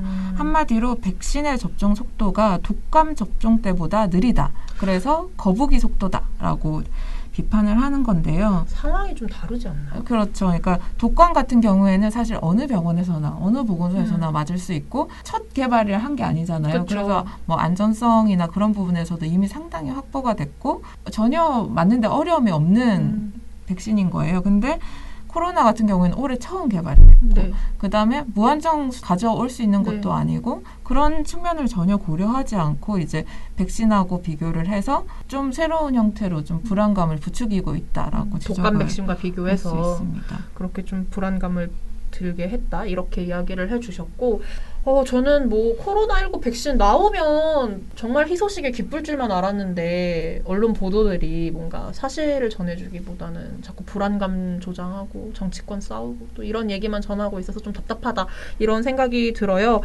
그런데 이제 지금 우리에게 필요한 거는 코로나19 백신 관련해서 가장 필요한 거는 시민들에게 정확한 정보 전달이지 않을까? 정보를 전달하는 것이지 않을까라는 생각이 드는데요. 그래서 제가 앞서서 또 말씀드렸지만 임동준 팀장님하고 함께 코로나19 백신과 관련해서 좋은 보도, 좀 이런 걸 봐야지, 그리고 언론 보도도 이런 걸 해야지 하고서 알려드렸던 게 있어요. 이게 시사인 보도였는데 김현희 기자가 작성한 보도입니다. 혹시 그 방송 못 보셨을까봐 저희 짧게 좀 짚어드려서 얘기를 해드리자면요. 2021 당신이 알아야 할 모든 것 코로나19 백신 A to Z라는 보도예요. 이 보도는 더 구체적으로 코로나19 백신 관련 정보를 종합해서 보도했는데요.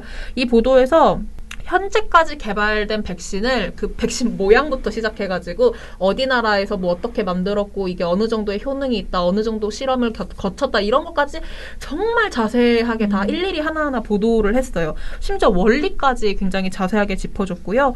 이런 거를 다루다 보면 당연히 독자들의 어떤 백신에 대한 의문도 많이 풀렸겠죠. 그리고 일부 언론이 아스트라제네카 백신 이제 임상 시험 중단 사실만 보도를 했었는데 그것과 달리 전문가들의 해석을 통해서 그 아스트라제네카 임상시험 중지됐었던 문제를 임상시험 일시 중지는 종종 있는 일이다. 잠재적인 부작용을 걸러내는 프로세스가 제대로 작동하고 있다라는 점을 보여주고 있기 때문에 오히려 믿을 만한 측면이 있다. 이런 의료 전문가들, 관련 전문가들의 이야기를 전해서 좀 더 이제 의문을 해소하는 데 도움이 되기도 했던 것 같아요. 두 번째로 이것도 시사인 김현희 기자님의 보도인데 참 코로나19 전문 기자예요, 한국에서. 도착해서 관찰까지 30분 코로나19 백신 모의 접종 체험해 보니 제목에서도 아실 수 있겠지만 이 코로나19 백신 모의 접종을 체험해 본 거예요. 김현희 기자가 국립중앙의료원 백신 접종 모의 훈련에 직접 참가를 해서 백신 접종이 어떻게 진행되는지 그런 걸 굉장히 실감 있게 전달을 했는데요. 예방접종 예진표는 어떻게 구성되고 실제 접종을 받게 되면 그 절차에 대해서도 상세하게 설명을 했고 어느 부위에 접종을 받는지 그러니까 독자 입장에서 내가 코로나19 백신을 맞을 때 어떻게 될까 이런 궁금증을 갖게 되잖아요. 이런 궁금증들을 좀 다 해소해 줄 수도 있는 지금 우리에게 좀 필요한 보도를 한 것이었다. 이렇게 좀 소개를 해드려요. 굉장히 좋은 본보기였어요. 이 보도들이. 네, 저희가 그래서 이번에 보고서를 준비하면서 또 다른 좋은 보도들을 시사인 찾아봤는데요. 말보도? 네, 찾아봤는데 우선 1월 22일 BBC 코리아에서 보도한 코로나 백신 6가지 질문으로 알아보는 백신의 모든 것이란 보도입니다. 네. 네, 백신 접종에 맞춰서 일반적인 백신의 원리나 효능, 그리고 코로나 백신의 특징 등을 알기 쉽게 보도했는데요. 백신의 유래와 제작 방법, 그리고 코로나 백신 특징들도 잘 설명해주고 있고 그리고 사람들이 가장 궁금해할 나도 코로나 백신에 접종 받아야 할까? 이런 궁금증에 대해서도 잘 설명해주고 있습니다. 그리고 또 다른 보도로 기자가 직접 백신 실험에 참여를 해서 경험담을 풀어놓은 기사가 있어요. 네. BBC의 코로나 바이러스 및 백신 솔루션에 참여하고 싶었습니다. 그래서 테스트에 참여했습니다. 라는 기사인데요. 하니프 마즈루 A라는 기자가 온라인에서 그 백신 테스트에 신청하는 것부터 시작해가지고 백신 임상시험에 지원하는 과정과 과정에서 겪은 증상 이런 것들을 기사에서 자세히 설명했습니다. 기자의 생생한 경험을 통해서 백신의 접종 시 발생할 수 있는 일들을 전해주고 그리고 또 겪어보지 않은 일에 대한 두려움들이 있잖아요. 그쵸. 네, 그래서 그런 것들을 줄여주고 독자들에게 백신이 안전하다라는 것을 효과적으로 전달했다고 보여져서 좋은 보도로 선택하게 됐습니다. 네. 저는 뉴욕타임즈 기사를 가지고 왔는데요. 외신이요. BBC에 이어서 뉴욕타임즈. 네. 뉴욕타임즈는 지금 현재 이제 세계적으로 코로나19와 관련해서 가장 호평받는 고품질의 보도를 하고 있습니다. 제가 가지고 온 거는 이제 그래픽과 간단한 설명으로 코로나19가 어떻게 인체에 침투하는지를 쉽게 보여준다거나 아니면 코로나19 바이러스를 구성하는 유전자들이 어떤 역할을 하는지 좀 구체적으로 보여주고 있어요. 사실 우리가 백신 이런 거에 대해서는 좀 관심을 갖고 있는데 약간 의학적인 부분에 대해서는 전혀 보도가 안 나오고 있잖아요. 근데 제가 이게 처음에는 우리가 이걸 꼭 봐야 되나? 되게 어려운 걸 우리가 왜 굳이 알아야 되지? 심지어 뉴욕타임즈에서. 네, 생각을 했는데 그거를 이렇게 보다 보면은 아 바이러스가 이렇게 침투를 하니까 손 씻고 마스크를 쓰는 게 되게 중요하겠구나. 이런 생각이 들고 그다음에 코로나19 초반에 뭐 표백제를 마시면 낫는다. 뭐 이런 얘기 가짜뉴스가 횡행했거든요. 와우, 그래서 이거를 보고 나면 아 그거는 진짜 가짜뉴스구나. 그런 것들을 좀 알게 되는 측면이 있더라고요. 그래서 이렇게 전문적인 부분을 기자가 쉽게 풀어주는 게 진짜 중요하겠구나라는 거를 저는 이 기사를 보고 제목이 알게 뭐예요? 됐습니다. 제목은 보고서에 있어요. 네, 제가 넣어드리죠. 제가 자막으로 넣겠습니다. 네. 네, 제가 원고에는 제목을 안 적어왔네요. 그 외에도 백신 개발이 진행된 후에는 백신 종류가 어떤 게 있는지, 어떻게 작용을 하는지 이런 것도 좀 쉽고 재밌게 좀 설명을 해주고 있고요. 그리고 코로나 바이러스 백신 트래커라는 게 있는데요. 그러니까 백신 정보를 총합해서 이제 그래픽으로 어느 나라에서 어떤 백신이 접종이 되고 있고 그런 실시간의 상황을 쉽게 그래픽으로 볼 수 있는 건데요. 그런 것들도 계속 업데이트해서 좀 정보를 주면서 불안감을 좀 낮추는 그런 형식의 보도를 취하고 있습니다.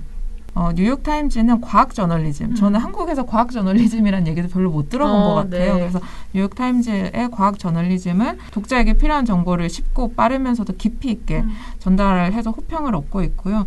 한국 같은 경우처럼 선정적으로 보도를 해서 불안감을 야기하거나 단순 전달하는 데 그치고 있는 것과는 상당히 비교가 되고 있죠. 네, 박찬현 활동가 지금 생각해보니까 약간 정책 모니터 팀 보고서 읽게 하려고 일부러 타임즈 기사 제목 뭔지 안 가져온 것 같은데 이렇게까지 또 아니요, 그런 건 아니에요. 거짓말하지 마요. 거짓말하지 마요. 이왕에 읽으면 좋으니까요. 네네, 꼭 읽어보도록 우리 지금 듣고 있는 청취자, 특히 청취자분들 팟캐스트는 제목이 뭔지 모르시니까 꼭 한번 보고서를 읽어보시기를 바라고요. 오늘 이렇게 언론의 코로나19 백신 보도 어떻게 불안감을 조성하고 잘못된 보도들을 하고 있는지 정책 모니터 팀의 두 활동가하고 함께 짚어봤고요. 마지막으로는 이런 기사를 좀 보셨으면 좋겠다. 그리고 언론에서도 이런 보도를 좀 더 해주셨으면 좋겠다 하는 취지로 저희가 좋은 보도들까지 좀 소개를 해드렸습니다. 서혜경 활동가, 오늘 처음 출연한 서혜경 활동가, 그리고 박채린 활동가는 이번 모니터를 하면서 좀 시청자분들에게 언론을 보고 읽는 시민으로 좀 이런 점을 유의하면 좋겠다. 혹은 너무 정해져 있는 말이지만 언론에게 좀 바라는 점이 있다면 좀 얘기해 주시죠. 저는 이번 보고서 준비하면서 가장 인상적인 게 있었는데 66살의 기자와 그다음에 뉴욕타임즈였어요. 그러니까 66살의 기자는 뉴욕타임즈의 도널드 맥닐이라는 기자입니다. 그러니까 이 기자는 미국에서 코로나19가 확산된 게 3월 중순 무렵이거든요. 근데 이 기자는 한 달 빠르게 이제 이게 팬데믹이 될 수 있다라는 우려를 전달한 기자예요. 2020년 3월이요. 네. 그래서 이분이 보니까 44년차 베테랑 기자이더라고요. 그리고 그 백신과 관련해서 되게 유용한 보도들을 많이 하고 있는데 네. 이분이 이런 말을 하셨어요. 저는 자신은 과학에서 대학을 따로 공부한 적은 없다. 대부분 내가 전문성을 키운 거는 기자를 하면서 배운 것이다라고 얘기를 하더라고요. 그래서 전 이거를 보면서 한국 언론은 이런 전문 기자를 키울 수 있을까? 지원을 하고 있을까라는 생각이 들었어요. 근데 뉴욕타임즈 같은 경우에는 대부분의 언론사들이 디지털 전략 이런 거에 돈을 쓰면서 과학 저널리스트들을 더 이상 뽑지 않거나 키우지 않았거든요. 근데 뉴욕타임즈 같은 경우에는 꾸준히 지원을 하고 전문성을 키울 수 있는 기회를 많이 보장을 했어요. 그래서 이런 기자가 탄생을 했고 그리고 뉴욕타임즈가 세계적으로 호평을 얻고 있는 거죠. 특히나 인상적이었던 거는 뉴욕타임즈가 2021년 온라인 기사를 유료로 전환을 했거든요. 네. 당시에 구독자가 100만 명이었는데 유료로 전환하고 난 이후에도 200만 명으로 구독자가 늘었다고 해요. 그래서 성공한 사례죠. 유료 전환으로. 그러니까 언론사의 최고의 상품은 믿을 수 있는 정보, 그다음에 전문성 있는 정보, 고품질의 기사임을 보여준 대표적인 사례라고 할 수 있죠. 그 중에 하나가 이제 이런 전문성 있는 기자를 키우는 것도 하나의 방법이다. 저는 한국 언론도 이렇게 전문 기자를 좀 키우고 기사를 상품으로 제발 믿을 수 있는 제발 기사를 상품으로 키워라라는 얘기를 하고 싶었습니다. 네, 혜경 활동가는요? 저는 우리가 사실 태어나자마자부터 되게 다양한 백신을 접종하잖아요. 그리고 계절마다 그 독감 백신도 해마다 맞고. 그쵸. 그런데 특별한 알러지가 있지 않는 이상 우리가 독감 백신을 맞을 때 이 백신이 어디 건가요? 라고 확인하고 맞지 않잖아요. 저 한 번도 그래 본 적이 없어요. 네. 최근 들어서 그런 분들이 늘어나고 있다고는 하지만 그래서 어떤 백신이든지 국가가 안전하다고 인증을 했고 또 우리만 특별하게 그 백신에 맞는 게 아니고 전 세계 사람들이 모두 같이 그 백신을 맞고 있다면 안전하다는 것을 언론에서 좀 많이 알려줬으면 좋겠고 코로나 백신은 우리가 일상으로 돌아가기 위해서 반드시 해야 하는 일이거든요. 네. 그래서 불안을 이렇게 부추기는 보도보다는 국민들이 백신을 안전하게 맞을 수 있고 그래서 집단 면역을 빨리 형성하고 그래서 그리고 이 마스크를 벗을 수 있는 날이 빨리 올 수 있도록 언론에서 도움이 되는 기사들을 많이 썼으면 좋겠습니다. 네, 너무 공감해요. 이거 준비 안 한 질문인데 돌아가면서 한번 얘기해 볼까요? 그런 날이 언젠가 올 거 아니에요. 마스크 벗어도 됩니다 하는 날이 올 거잖아요. 언제까지 매일 마스크를 쓰고 살겠어요? 코로나19가 그렇죠. 종식되는 날이 올 텐데 그럼 제일 먼저 뭐 하고 싶으세요? 저부터 말하면 저는 친구들이랑 다 같이 노래방을 너무 가고 싶어요. 뭐 하시고 싶은 거 있나요? 저는 수영장 가서 수영하고 싶어요. 또 맞아요. 수영장도 못 그렇네요. 가죠. 혜경 활동가. 저는 비행기를 타고 싶습니다. 여행 너무 가고 싶어요. 맞아요. 무착륙 비행 이제 지금 많이 하고 있는데 그거를 9개까지 이렇게 넓혀가지고 오고 가는 것도 이제 한다고 하잖아요. 근데 그게 비행기가 땅에 닿아서 내려가가지고 그 나라를 다녀올 수 있도록 그런 좀 변화가 생겼으면 좋겠다는 생각이 들어요. 네. 저희 오늘 방송은 여기서 마무리하고요. 저희 금요일 방송으로 돌아오도록 하겠습니다. 민원련의 미디어 탈곡기는 내일도 열심히 털어드리겠습니다. 탈탈탈 안녕.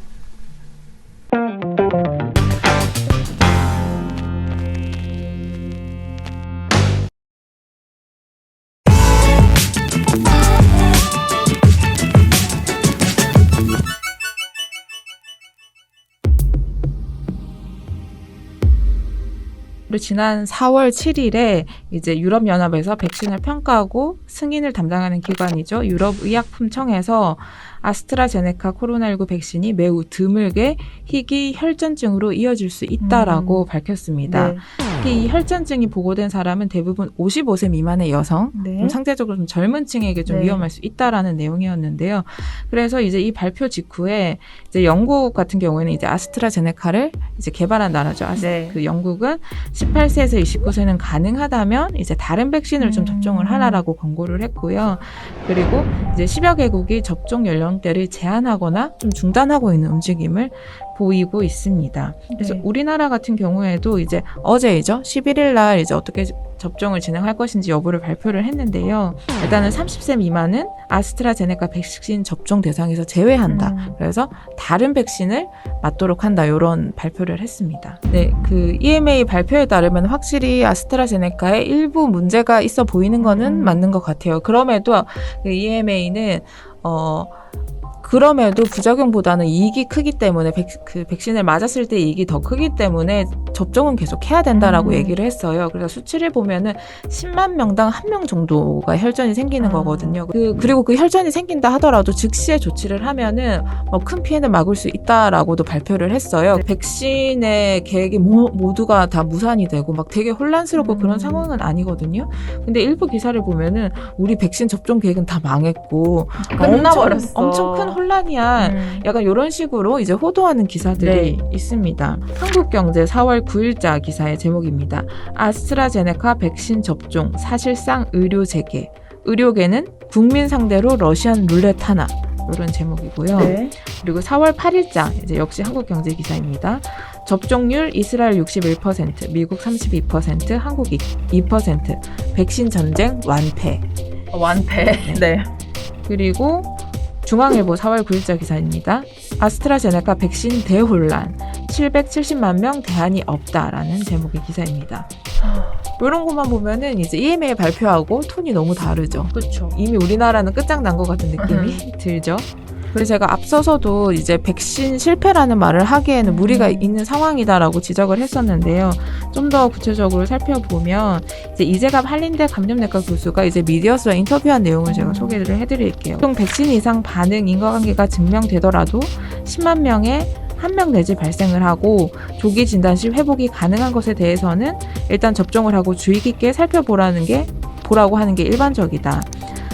그리고 다만 지금 상황은 대규모 접종을 하다 보니 숫자가 많아 보이는 건데 10만 명당 1명꼴이라면 접종을 하는 게 이득이 훨씬 크니까 주의하면서 접종을 하라고 공고하는 것이다 라고 얘기를 했는데 이제 한국 기자들은 이런 부분에 대해서 전혀 고려하지 않고 잘 알지 못하면서 이제 기사를 쓰고 있다라는 비판을 한 것입니다. 네. 이 기사들을 살펴보면은 되게 무리하게 좀 백신 실패했다. 그리고 정부가 잘못했다라는 내용을 지적을 하고 있는데 이제 그 다음 소개해드릴 기사는 너무 큰 무리수를 던진 기사입니다. 뭡니까? 4월 2일자 조선일보 기사인데요.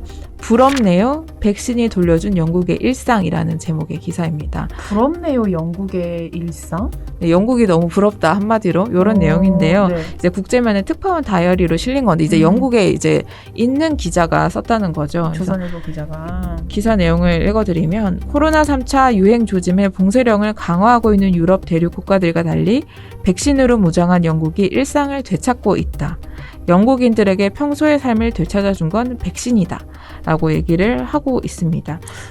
근데 제가 알기로 영국은 우리나라보다 코로나19 확진자가 매일매일 훨씬 비교도 안 되게 많은 걸로 알고 있는데. 네, 맞습니다. 봉쇄 조치도 저희보다 더 강한, 저희는 봉쇄라고 할 만한 것도 없는 상황인데, 이제 봉쇄 조치가 조금 완화된 수준이고, 그리고 수치만 보면은 부럽네요라는 말을 절대 할 수 없다는 게 아주 쉽게 드러납니다.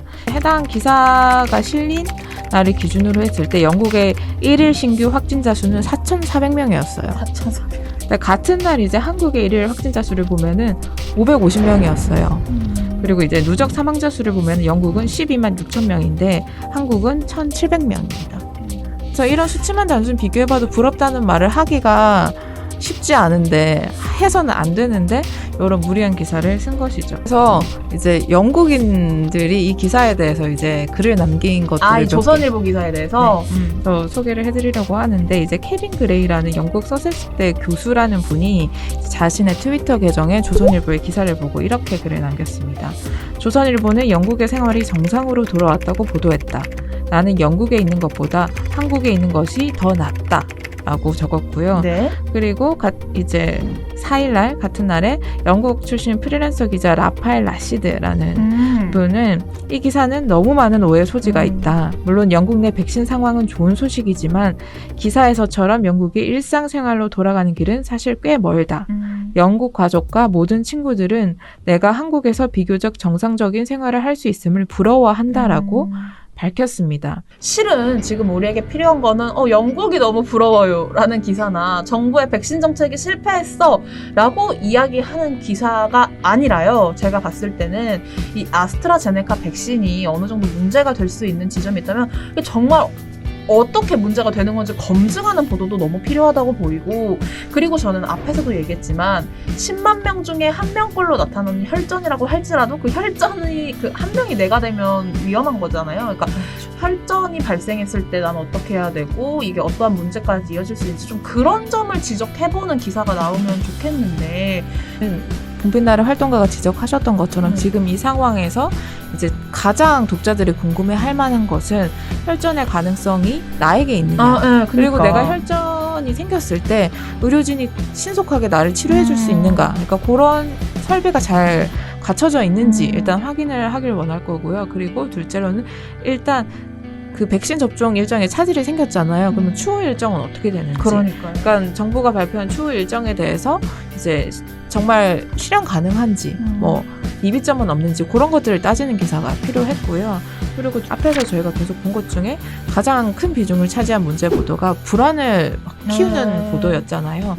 불안을 키우는 보도보다는 정확한 정보를 바탕으로 이제 국민에게 안심을 시키고 그 다음에 문제점이 있으면 이런 식으로 해결이 될 것이고 이런 점이 부족하면은 이런 부분을 지적하는 보도가 계속 있어야 하고요. 그리고 제가 기사를 보면서 좀 불안감을 키우는 되게 나쁜 유형으로 본 게 이제 3월 3일쯤에 이제 혈전으로 이제 2명이 사망했다라는 보도가 실렸어요. 근데 그 중에 한 명은 추후에 이제 혈전과 무관하다라는 게 밝혀졌거든요. 그 기간에 이제 언론의 보도 태도를 보면은 이제 혈전으로 인해서 사망한 사람이 생겨났다는 엄청 크게 보도를 했어요. 인과관계가 밝혀지지 않았음에도 불구하고. 무관하다는 거에 대한 보도는 얼마나 있었어요? 무관하다는 되게 소극적으로 되게 작게 보도를 하거나 보도하지 않은 경우가 일부 있어서, 그러니까 그런 게 되게 언론으로서는 되게 형평성도 없고 그 다음에 불안감을 이제 부각하는 그런 나쁜 형태의 보도라고 할 수 있어요.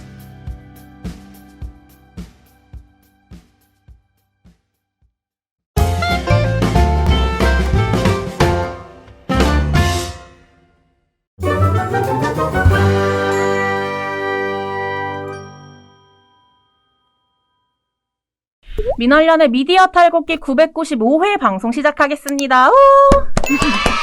네, 안녕하세요. 언론 권력을 감시하는 시민단체 민주언론 시민연합. 저는 미디어 교육팀 활동가 김봄빛날입니다. 네, 정책 모니터팀 팀장 맡고 있는 활동가 윤동주입니다. 꾸벅 안녕하십니까. 네. 정책 모니터 팀이 지난 기간 동안은 좀 재보궐 선거 보도 모니터를 집중해서 전해드렸잖아요. 그게 끝나고 나서 다음 타자로 집중해본 언론 보도가 무엇인고 하니 코로나19 백신 보도 문제를 좀 열심히 분석해 보았습니다. 굉장히 중요한 문제죠. 우리나라는 코로나19 백신 접종을 2월 26일부터 시작을 했습니다. 이게 차근차근 접종이 진행되면 참 좋을 텐데 지금 좀 접종이 지지부진한 상황이잖아요. 접종의 차질을 빚게 만드는 문제 중에 하나가 좀 언론 보도인 것 같습니다. 오늘은 임동준 정책 모니터팀 팀장과 코로나19 백신 접종 시작 후에 등장한 문제 보도 양상을 좀 총정리해서 전해드리려고 하는데요. 특히 오늘은 네이버 포털에서 검색해 나오는 기사들을 좀 총정리해 전해드리는 거라 많은 시청자분들이 원하셨던 그런 포털 기사 분석 오늘 이야기를 해볼 수 있을 것 같습니다. 문제 보도를 이야기하기 전에요. 저는 좀 궁금했던 게 이게 정책 모니터팀 활동가 세 분이서 함께 정리를 하는 거잖아요. 그런데 이 기사는 문제 보도야! 라고 정하는 기준이 좀 궁금하더라고요.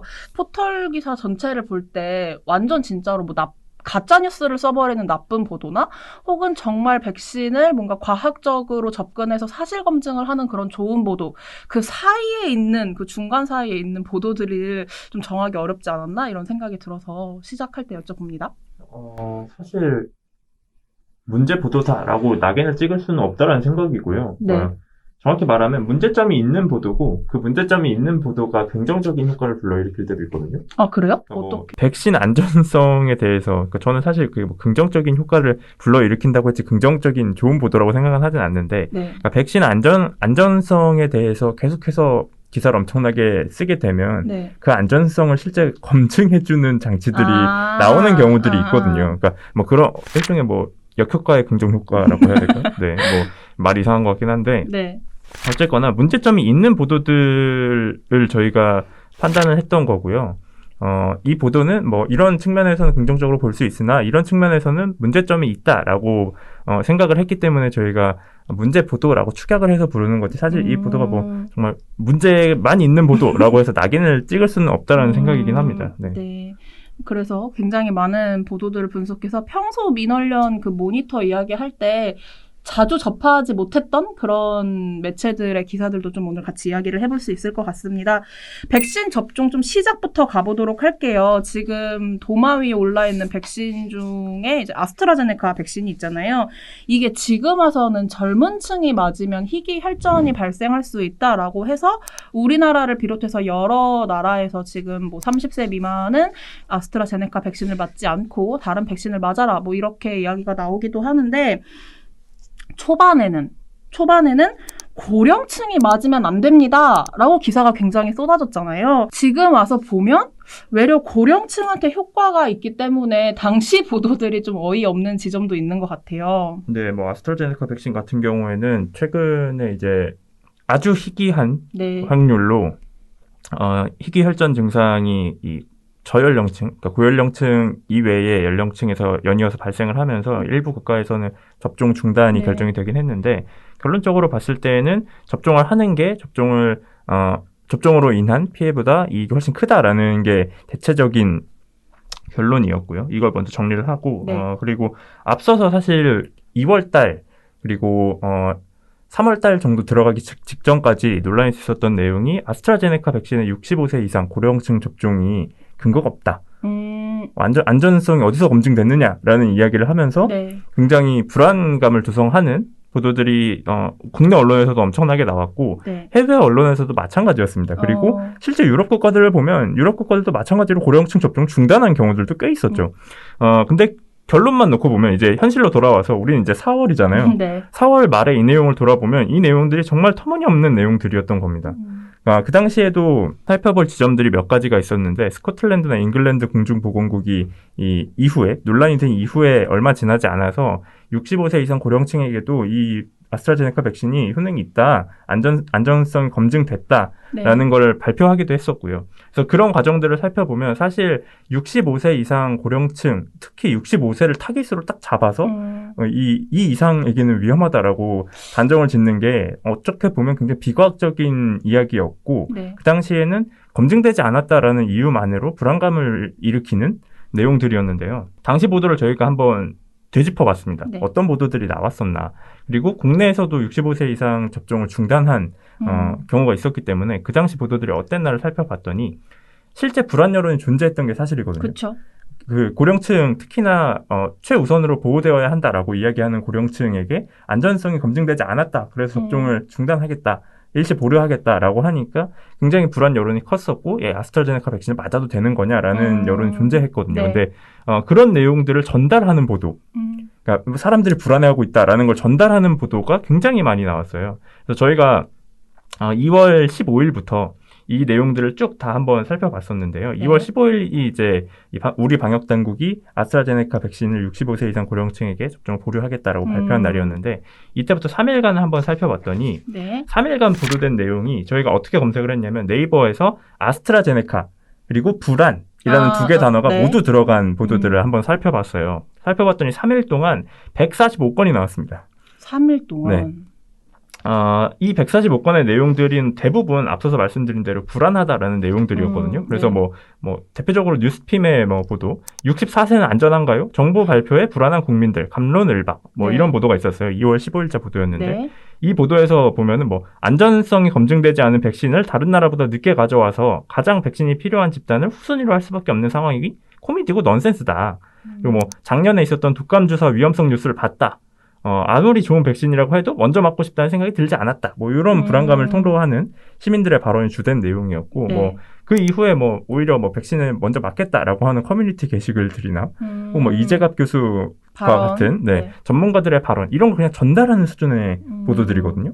그래서 시민들이 불안해하고 있는데, 맞겠다는 사람도 있고, 전문가들은 이렇게 얘기했다 하고 끝나는 보도들이에요. 네. 그래서, 이걸 언론에 나서서 취재한 내용이 없습니다. 근데 그러니까- 주변만 봐도 그런데. 그렇죠. 예. 그리고 조금 더 심각한 사례는 서울신문 보도였는데, 네. 서울신문 노인들 나이 든 것도 서러운데 실험 대상 된 듯. 이 보도였어요. 이 보도 같은 경우는 노골적으로 이 65세 이상인 취재원을 찾아가서 65세 이상인 취재원이 어떻게 말을 했는지 이걸 전달하는 건데, 그래서 이 보도에 나온 취재원이 나이 든 것도 서러운데 실험실 뒤로 몰리는 기분이 든다. 이런 발언을 그대로 이제 전달을 한 거죠. 어떻게 보면 좀 자극적이다라고 말할 수 있는 발언이죠. 맞습니다. 그리고 이 보도 같은 경우 좀 더 심각했던 내용이 온라인에서 퍼지고 있는 음모론을 그냥 그대로 전달을 했어요. 어떤 음모론인데요? 당시에 이제 3월 초에 화이자 백신이 58,500명분이 들어오거든요. 네. 이 백신을 고령층에게 접종을 안 하고 치료 전담 병원에서 일하는 인력들에게 접종을 했단 말이에요. 네. 근데 이걸 두고 정부가 고령층한테 이 접종시키면은 기저질환 때문에 죽었다라는 핑계 댈 수 있는데 의료진한테 접종시키면은 그런 핑계를 못 대니까 지금 화이자 좋은 백신을 의료진한테 맞추고 아스트라제네카 백신을 안 그런 맞추는 거 음모론이 아니냐. 있었어요? 그런 류의 음모론을 제기를 했습니다. 네. 그래서 사실 이게 전혀 사실이 아니거든요. 그쵸. 이미 여러 차례 검증이 된 내용이에요. 그래서 이런 음모론이 나왔으면 사실 언론이 해야 될 역할은 이런 음모론이 나오고 있습니다가 아니라 이런 음모론이 사실이 아닙니다라든지 아니면 그 의혹 제기를 따져봐서 이런 음모론은 이 시각에서는 어느 정도 사실에 부합합니다라든지 따져봐야 되는 거죠. 근데 네. 따져보는 절차가 없어요. 그냥 온라인에서 이런 음모론이 나오고 있습니다라고 보도를 하거든요. 그래서 이런 보도들처럼 불안 여론을 전달하는 보도나 혹은 반대로 온라인상에서 나온 음모론을 그대로 전달하거나 네. 그래서 이런 류의 보도들이 앞서 말씀드린 대로 3일간 145건이 나온 겁니다. 그래서 저희는 정말 보면서 이 145건이 많은가 적은가 이제 이걸 이제 굉장히 고민을 했는데 정책 모니터 팀에서 지금 이게 기사량이 많냐 적냐 이거를 좀 고민했다고 하시는데 이거랑 비교를 해보면 기사량이 많았다라고 이야기를 해볼 수 있을 것 같아요. 이제 앞에서 얘기했던 불안 여론을 전하는 것, 이제 실험실 뒤로 몰리는 기분이 든다 이런 취재원의 발언은 잘만 빌려가지고 보도를 했잖아요. 그런데 앞에서 임동준 정책 모니터 팀 팀장님이 언급했던 스코틀랜드와 잉글랜드의 보건 당국 에서 이제 실험을 해가지고 아스트라제네카 백신을 고령층이 맞아도 효과가 있다라는 내용에 대해서는 잘 전해지지 않은 것 같아요. 전 처음 들었거든요. 스코틀랜드랑 잉글랜드 보건 당국이 이런 결과를 냈다라는 걸. 우리나라 보건 당국이 방역 당국이 아스트라제네카 백신의 고령층 접종을 보류한 게 2월 15일이었는데 네. 그러고 나서 일주일 정도 지난 시점에 스코틀랜드 보건 당국에서 공중보건국에서 발표한 내용이 잉글랜드, 그러니까 영국에 있는 그 4개 국가들은 모두 다 아스트라제네카 백신을 고령층에 그대로 접종을 했거든요. 아, 그렇죠. 그래서 표본이 굉장히 많았어요. 어. 영국 같은 경우는. 지금도 영국은 백신 접종률이 가장 높은 국가들 중에 하나죠. 네. 스코틀랜드 공중보건국이 발표한 내용이 뭐였냐면 고령층에게 아스트라제네카 백신이 굉장히 효율적이었는데 어떻게 효율적이었냐면 입원율을 엄청나게 감소시켰다라는 거예요. 흔히 말하면 이 백신의 장점 그리고 백신의 역할을 대부분은 면역이라고 생각하잖아요. 그러니까 코로나19에 걸리지 않게 하는 것. 네, 네. 이걸 백신의 유일한 효과라고 생각하시는데 이 코로나19 백신을 맞으셔야 되는 이유 중에 하나는 저희가 지난 방송에서도 말씀드렸던 것 같은데 중증 환자를 감소시키는 역할이 굉장히 큽니다.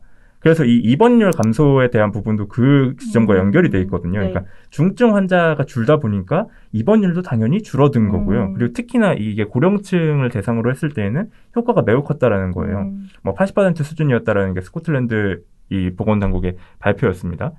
그러고 나서 3월 2일에는 이게 잉글랜드 공중보건국에서도 유사한 결과를 발표하는데 잉글랜드 같은 경우는 퍼센테이지가 좀 낮아지긴 했지만 70%였어요.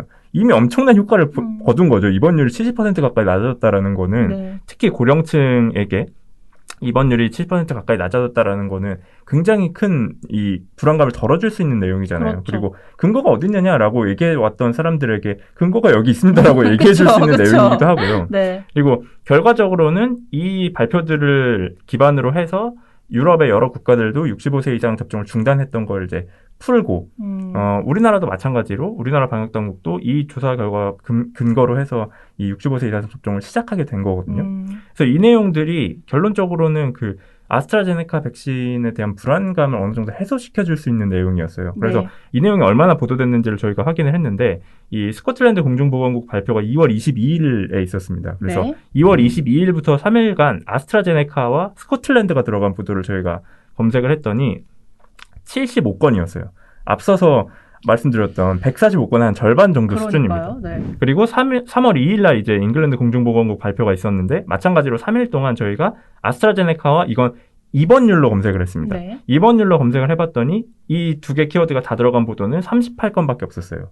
더 줄어든 거죠. 그러니까 네. 이런 류의 그 불안감을 해소시킬 수 있는 보도들 이런 불안감을 해소시킬 수 있는 정보들은 굉장히 오히려 적고 네. 불안 여론이 크게 일었을 때에는 그걸 전달하는 보도들은 엄청나게 많은 이게 결국 이 아스트라제네카 65세 이상 접종 보류의 현실이었던 거죠. 네. 그래서 결론적으로만 놓고 보자면 사실 모든 걸 다 결과론으로 따져볼 수는 없겠지만 그렇게 그 많은 언론들이 집단 면역이 중요하고 백신 접종이 중요하다라는 이야기를 했었잖아요. 근데 네. 이 단편적인 사례만 놓고 보더라도 본인들이 중요하다고 한 집단 면역 그리고 백신 접종을 방해하는 보도를 낸 꼴이 된 거죠. 네.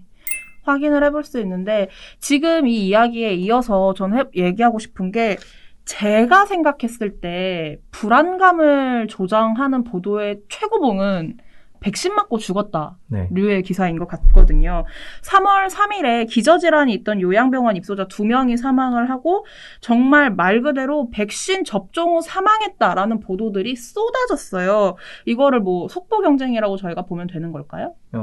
저희가 확인했을 때에는 속보 경쟁이 어느 정도 있었다라고 보였고요. 그러니까 모든 보도가 다 속보 경쟁을 하느라 이렇게 보도가 나왔다라고 이야기를 할 수는 없겠지만 사실 그런 징조가 보였던 게 사실 이거는 저도 몰랐던 내용인데 저희가 모니터를 하면서 저희 박채린 활동가가 찾아낸 내용인데 이 3월 3일 날 2분의 사망자가 발생을 하는데 네. 이 사망자분들이 발생하기 이전에 중증 상태다라는 걸 경기도에서 발표를 했었습니다. 그러니까 이 두 분의 이 지금 상황이 중증이다라는 걸 일부 매체에서 속보로 받았었어요.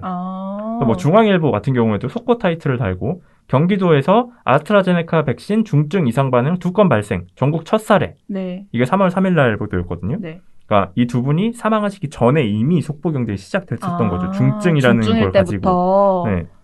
그러고 나서 이제 실제로 이 두 분이 사망을 하신 이후에는 본격적으로 관련된 보도들이 엄청나게 나왔었고요.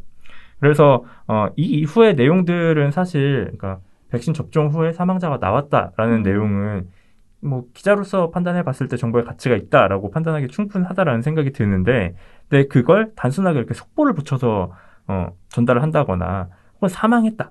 그리고 접종 후에 사망했다라는 이야기만 가지고 전달을 하는 게 과연 적절한가에 대해서 저희는 굉장히 큰 의문이었고요. 그래서 저 이거 그러면 얘기를 들으면서 제가 어제도 임동준 팀장님한테 개인적으로 질문을 했던 내용인데, 그러니까 저도 기자 입장에 한번 생각을 해본 거예요. 자, 들어보세요. 안 그래도 아스트라제네카 백신은 말이 많아요. 이게 뭐 효과가 있냐부터 시작해가지고 맞아도 되는 거냐 말이 많았어요. 처음부터. 그런데 백신을 맞은 뒤에 사망자가 나왔어요. 근데 심지어 우리나라에서 첫 사망 사례래요. 기자 입장에서 그러니까 기삭감이다라고 생각을 했을 것 같거든요. 그러니까 또 심지어 인과관계를 밝히는 것도 시간이 좀 걸리는 작업이라고 들었어요. 그럼 그 사이에 좀 보도가 나올 수 있는 것이 아닌가. 사실 이게 저는 작년 독감 백신 이야기를 하고 싶은데 작년 독감 백신 굉장히 많이 기억하실 거예요. 그 당시에도 독감 백신 접종 후 사망, 뭐 인과관계 밝혀지지 않아, 뭐 이런 류의 보도들이 엄청나게 많이 나왔고 네. 그걸로 인해서 그런 보도들이 엄청나게 나오면서 독감 백신이 안전하냐라는 게 논의 대상이 됐었던 적이 있었거든요. 네. 결과론적으로 따져보면 결국 그 독감 백신 접종 후 사망 사례들은 대부분 인과관계가 없음으로 밝혀졌어요. 네. 그러니까 언론이 호들갑을 떨었다라는 게 결론이었거든요. 근데 저는 그 사망자가 발생했다라는 것에 대해서 정보 가치가 없다라고 생각하지는 않습니다. 보도할 수 있다라고 생각하는데, 근데 문제는 이 백신과 접종 후 사망의 인과관계를 밝혀내는 작업을 이해하고 있으면 이런 식으로 보도는 못한다고 생각하거든요. 그러니까 뭐 얼마 전에 관련 토론회에서 정재훈 그 교수도 이야기를 했지만 백신과 이 사망 후의 인과관계를 밝히는 과정이 굉장히 지난합니다. 그러니까 뭐 짧으면은 정말 밤낮을 새서 하면 일주일이 걸리고 뭐 통상적으로 하면 한 달 정도 걸린다라는 그래요? 이야기를 하셨거든요. 근데 네.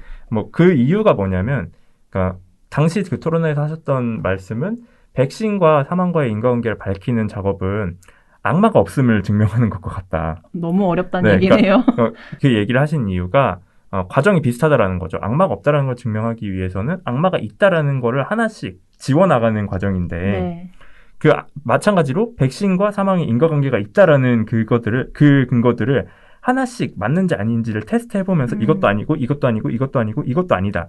그래서 백신과 이 사망과의 인과관계가 없다라는 게 충분한 근거가 쌓였다라고 이렇게 인과관계를 확인하는 것이라서 이게 단시간에 나오지 않는다라는 거죠. 그래서 속보로 쓰는 건 빨리 쓸 수 있어도 인과관계 확인은 굉장히 오래 걸릴 수밖에 없다라는 거예요. 근데 이런 내용들이 딱 나오게 되면 백신 맞고 사망, 이 내용만 단편적으로 나오게 되면 대중이 받아들이는 입장에서 이 상황들, 인과관계 확인에 굉장히 긴 시간이 걸리고 네. 실제 인과관계가 있는지 없는지 모른다, 가능성이 없다라는 뭐 이 상황들을 모르는 상태에서 이걸 받아들이게 되면 불안감을 느낄 수밖에 없잖아요. 그렇죠. 저라고 해도 굉장히 불안할 거라고 못 생각하거든요. 맞을 수도 있죠. 백신 맞고 죽었대. 백신 맞고 또 죽었대. 뭐 이런 그러니까. 얘기를 하면은 백신 맞으면은 위험한가? 라는 생각이 자동으로 들잖아요. 근데 그렇죠. 그런 과정들을 사실 이 인과관계를 확인하는 내용과 그리고 그 인과관계가 없음에 밝혀짐을 근거를 만들어내는 과정들을 기자가 알고 있으면 저는 이렇게는 기사를 못 쓴다고 생각하거든요. 그래서 기본적으로는 저는 백신을 접종 후에 사망자가 발생을 한다면 백신 접종 후에 사망자가 발생하는 거는 이 감염병학계에서는 너무 당연한 일들이라고 얘기를 해요. 근데 문제는 그 백신으로 인해서 사망했는지를 밝혀내는 과정이 중요한 거지. 백신 접종 이후에 사망자가 발생하는 건 당연하다고 하거든요. 근데 그러면 사망자가 발생했을 때 그 원인이 백신에 있는지를 기자가 면밀하게 알고 있어야 되는 거고, 그리고 그 과정들이 어떻게 해서 밝혀지는지를 기자가 취재를 해서 지금 이 사망자가 발생했는데 인과관계를 확인하기 위해서는 이런 과정들을 거쳐야 되고, 그래서 최종적으로 백신과의 인과관계가 있으면 이 정도의 시간이 지나야지 알 수 있을 거다라는 보도를 내줘야지 상식적으로 대중이 기사를 보고도 판단을 할 수 있잖아요. 이게 정말 백신이 위험하구나. 혹은 지금 이거는 알 수 없구나. 보류를 해야겠다. 그렇죠. 네. 백신 때문에 사망을 한 건지는 알 수 없구나라는 판단이 되는 거잖아요. 근데 지금 이런 류의 앞서 말씀드린 보도들은 판단 자체를 할 수가 없는 거죠. 속보, 뭐 백신 접종 후 사망자 발생, 이렇게 되면 그냥 사망자 발생만 머릿속에 남는 거거든요. 그래서 이런 보도들을 낼 때 보도를 쓰지 말라는 게 아닙니다. 제발 면밀하게 취재를 하시고 꼼꼼하게 취재를 하셔서 그냥 당국이 발표하는 내용을 그대로 받아 쓰지 마시고 정말로 이 집단 면역을 위한 백신 접종이 필요하다고 생각하시면 이런 과정들을 좀 더 면밀하게 취재해서 써주시는 게 훨씬 도움이 된다. 네. 어떻게 보면 기자분들한테 하는 당부라고 좀 볼 수 있을 것 같아요. 부탁입니다, 정확히는. 아, 네. 당부는 아니고요. 네. 네, 뭐 이렇게 얘기를 해보고 좀 그렇다면 이제 최근까지의 이야기로 넘어와 볼 수 있을 것 같은데요. 뭐 얘기할 거냐면 아스트라제네카 희귀 혈전 반응에 대한 얘기를 할 것입니다. 그런데 그 전에 먼저 그 백신을 맞고 이상 반응이 발생하는 것을 다룬 보도 중에서도 좀 나쁜 보도들이 있다고 합니다. 저는 뭐 보도들을 소개하기 전에 먼저 짚고 넘어가고 싶은 거는 이상 반응, 그러니까 백신을 맞은 나한테 안 일어나면은 다행이지만 일어나면 알아야 대처도 할 것이고 내가 어떤 프로세스로 이제 뭐 추가 치료를 받게 되는지 그런 것도 알 수 있을 거 아니에요? 그래서 이상 반응을 알려주고 이상 반응이 발생했던 사람들의 이야기를 들어보는 보도 자체는 저는 괜찮을 거라는 생각이 드는데 어떤가요? 사실 뭐 그런 보도들은 필요하다면 필요할 수 있고 정보의 가치가 있다라고 할 수도 있는데 네. 근데 문제는 그 이상 반응이라는 뭐 표현 이런 것도 하나의 지점이 있을 것이고 그리고 이상 반응을 단순하게 전달하는 보도들이 문제가 되는 경우였거든요. 그리고 이걸 굉장히 선정적으로 전달을 한다거나 네. 그래서 저희가 문제로 볼 수 있다라고 판단이 했던 보도는 중앙일보의 3월 16일자 보도였는데 네. 제목 이겁니다. 백신 맞은 의사 이까지 덜덜 떨려 병동 전체 불바다 됐다.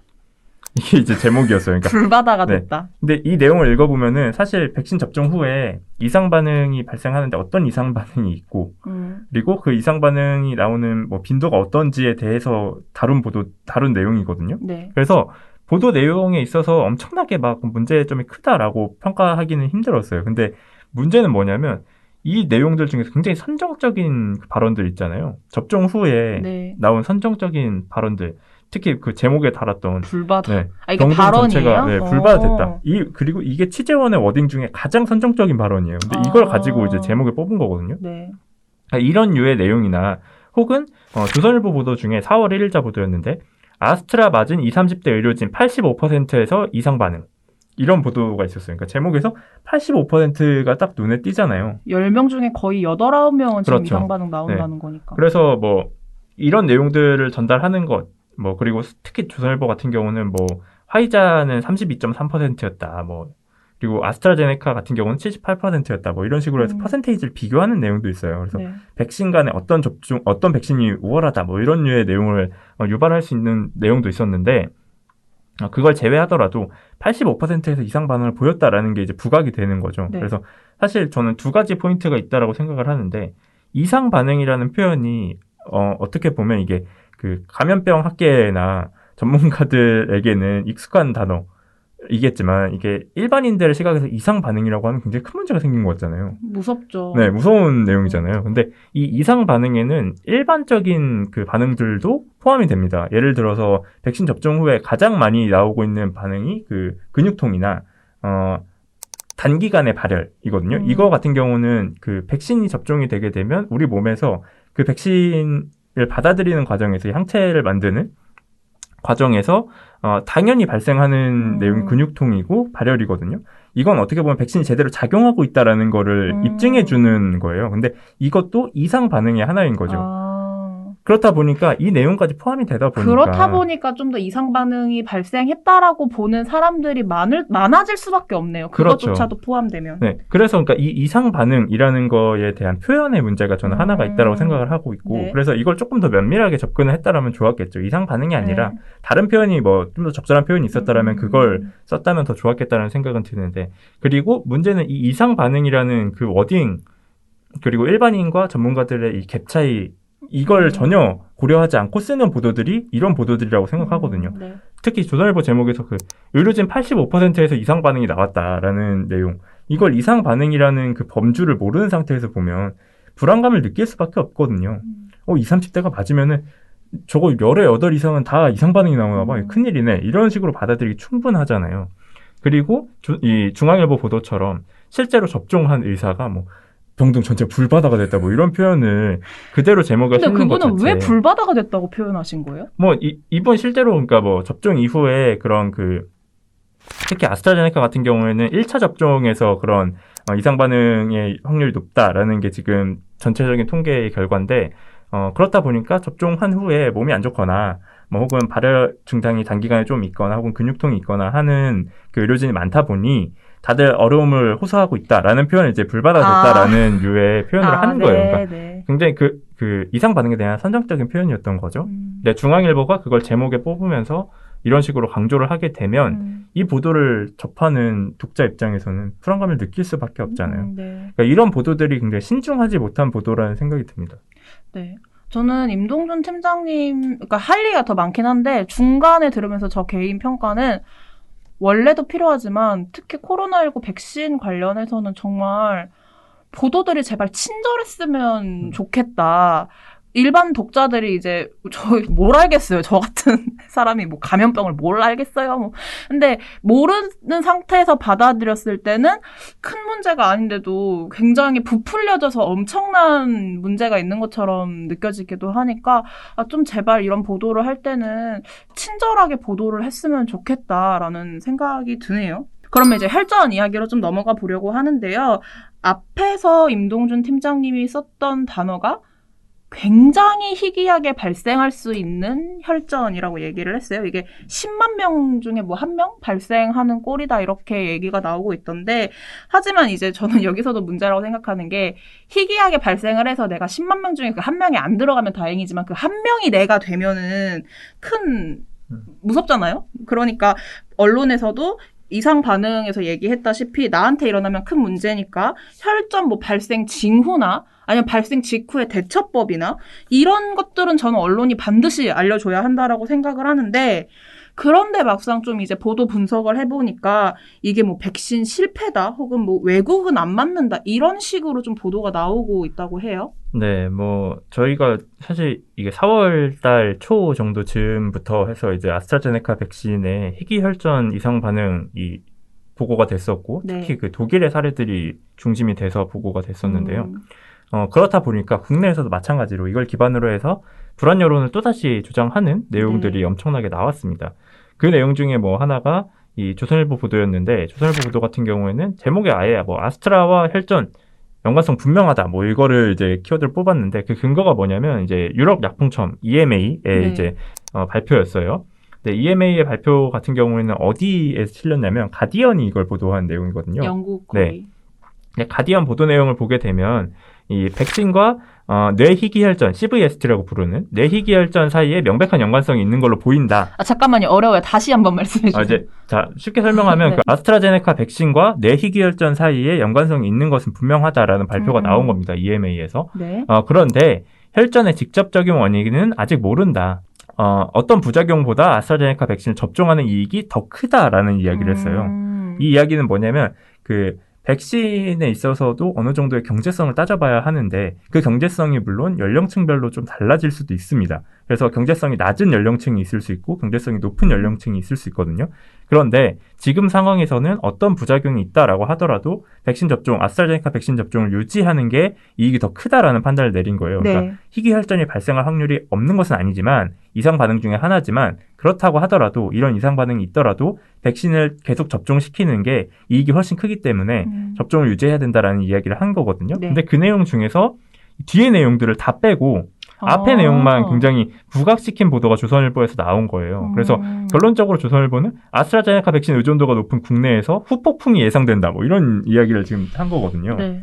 근데 저는 면밀하게 봐야 된다라는 이야기를 하고 싶은 게, EMA 발표를 이런 식으로 왜곡해서 전달하는 것도 문제지만 해외 언론들은 정확하게 전달을 하고 있거든요. 특히 뭐 코로나19 이후에 가장 눈에 띄는 언론이라고 불리는 뉴욕타임즈 같은 경우는 그 앞서서 저희 본편 나라 활동가가 얘기했지만 매우 희귀한, 그러니까 익스트림리 레어라는 표현을 써서, 익스트림리 레어가 정확한지는 한 번 더 확인해 보면 좋겠지만 어쨌거나 비슷한 류의 표현을 썼거든요. 정말 극히 드문 이상 반응이 있다, 희귀혈전 반응이 있다. 하지만 이 내용에 대해서 접종했을 때 이익이 더 크기 때문에 접종을 유지해야 된다, 뭐 이런 류의 기사들이 나왔거든요. 네. 그래서 지금 상황을 아주 냉정하게 돌이켜보면 희귀혈전이라는 이상 반응이 존재하는 것은 사실이다. 하지만 그렇다 하더라도 접종을 했을 때에 이익이 훨씬 크기 때문에 앞서서 말씀드린 중증 환자의 감소 효과나 혹은 면역력 형성이나 이런 이익이 훨씬 크기 때문에 접종을 유지해야 한다라는 게 지금까지의 상황이거든요. 네. 그런데 그런 내용들이 사실 제대로 전달이 된다라고 하면 저는 불안감을 어느 정도 선에서 막을 수 있다고 생각하고요. 그리고 정확하게 알고 불안감을 느끼는 것과 모르고 불안감을 느끼는 네, 건 다르다고 네. 생각을 하거든요.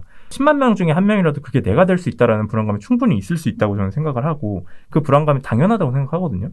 근데 그렇다 하더라도 10만 명 중에 한 명이 발생할 수 있다 하더라도 백신을 맞는 이익이 더 크다라면 백신을 맞아야 한다라는 이야기를 해야 되는 거고요. 그리고 이 혈전이 발생한 사례들 중에 국내에서도 혈전 발생을 인지를 하고 치료를 해서 완치를 한 경우들도 있어요. 그래서 이런 경우들을 같이 언급을 해주면서 잘 대처하고 잘 대응하는 게 필요하고 혈전이 발생했을 때 그걸 어떻게 체계적으로 관리할 수 있는지에 대해서 이야기를 해야 되는 거지 이런 식으로 후폭풍이 예상된다라는 식의 불안감을 조장하는 내용들만 보도하는 건 전혀 바람직하지 않은 거죠. 방금 임동준 팀장님이 뭐 뉴욕타임즈 이야기나 혹은 앞에서 했던 가디언 이야기가 나왔으니까 이것도 좀 이어서 얘기를 해보려고 하는데요.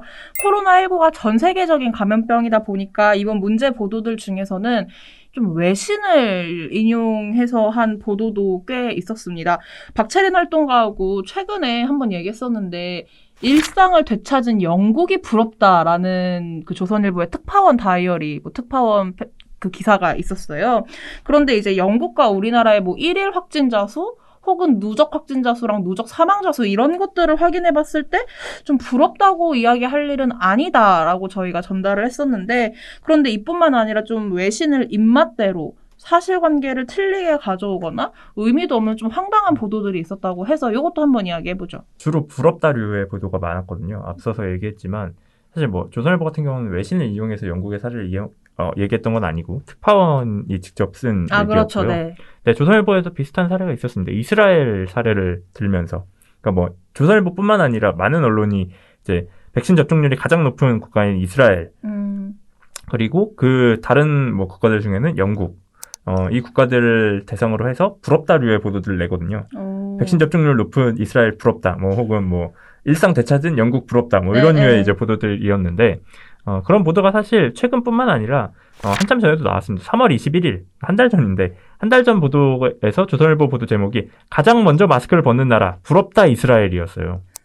네, 그래서 이스라엘 백신 접종 상황을 쭉 설명을 하면서 한편 우리 정부는 11월까지 전 국민의 70%에게 백신 접종을 맞춰서 집단 면역을 달성하겠다는 목표를 제시했지만 쉽지 않을 전망이다. 이렇게 해서 보도가 끝나거든요. 네. 그러니까 이스라엘은 이만큼 백신을 맞았는데 우리 정부는 올해 11월까지 70% 마치겠다고 했는데 이거 달성 어려워 보인다라고 해서 끝난 거예요. 네. 그리고 비슷한 보도가 매일경제에도 있었습니다. 부럽다 이스라엘. 백신 접종률 절반 육박. 다음 달 마스크 벗는다. 3월 22일자 보도였거든요. 마찬가지로 부럽다라는 표현을 썼죠. 그래서 사실 이 보도들이 정확하게 따져볼 지점들이 있습니다. 그러니까 이 당시에 정말 맞는 필요한 보도들이었는가. 그리고 시간이 지나면서 이런 보도들이 나오게 될 텐데 어떻게 보도를 해야 하는가 두 가지 지점이 있다는 생각이 드는데 네. 첫 번째로 이 당시에 3월 말 즈음에 나왔던 이스라엘 부럽다 혹은 영국 부럽다류의 보도들이 정말 필요한 보도였는가. 따져보면 사실 사실관계부터 이미 조금 어긋나 있는 경우들이 있거든요. 특히 그래요? 이스라엘 관련된 보도들은 이스라엘 언론이 실제로 이런 보도를 하긴 했습니다. 마스크를 벗는 거를 보건당국에서 검토 중이다. 뭐 이런 류의 보도가 나왔거든요. 근데 이걸 두고 이스라엘 방역 당국이 이 보도가 나오기 전 시점에 뭐 이틀 전, 뭐 혹은 뭐 하루 전에도 마스크 착용 의무화에 대해서 해제 계획이 없다라고 밝혀왔었어요. 그리고 이 보도가 나간 이후에도 조선일보 보도가 3월 21일 날 나갔는데 3월 21일 날 같은 날 이스라엘의 방역 최고 책임자가 이 언론 브리핑에서 마스크 의무화에 대해서 어떤 변화에 대해서도 논의하고 있지 않다. 현재 실내는 물론 실외에서도 마스크 착용이 요구된다. 이렇게 입장을 밝혔거든요. 네. 그래서 이게 당시에는 사실관계에 부합한다라고 보기가 어려웠습니다. 근데 물론 이 내용들이 지금 시점에서 보게 되면 어느 정도 변화하는 지점이 있다라고 보입니다. 왜냐하면 이스라엘이 최근 이제 마스크 착용 의무화를 해제하는 방향으로 정책을 바꿨어요. 그리고 이스라엘의 그런 정책 기조는 실제 백신 접종이 확진자 수를 줄여주는 효과가 어느 정도 영향을 줬다고 볼 수 있고요. 그리고 앞으로 백신 접종률이 높은 국가들 그리고 그걸 통해서 집단 면역을 형성한 국가들은 이런 방향으로 갈 가능성이 굉장히 높습니다. 그래서 향후 보도에서는 이런 류의 보도들이 더 늘어날 수 있다라고 보이는데 사실 저는 단순하게 부럽다라고 해서 그치는 보도들은 의미가 없다라고 생각을 하거든요. 그러니까 조선일보처럼 뭐 한참 부럽다고 한 뒤에 우리나라는 70% 11월 달에 한다 했는데 어려워 보인다 하고 끝나는 보도들은 흔히 말하는 상대적 박탈감만 일으키는 보도잖아요. 근데 그게 아니라 지금 뭐 KBS나 JTBC 같은 경우는 이스라엘에 직접 갔어요, 기자가. 가서 이제 성공한 이스라엘의 이 방역, 이 백신 접종과 우리의 백신 접종을 비교해보겠다라고 해서 갔는데 저는 이게 굉장히 긍정적인 시도라고 봅니다.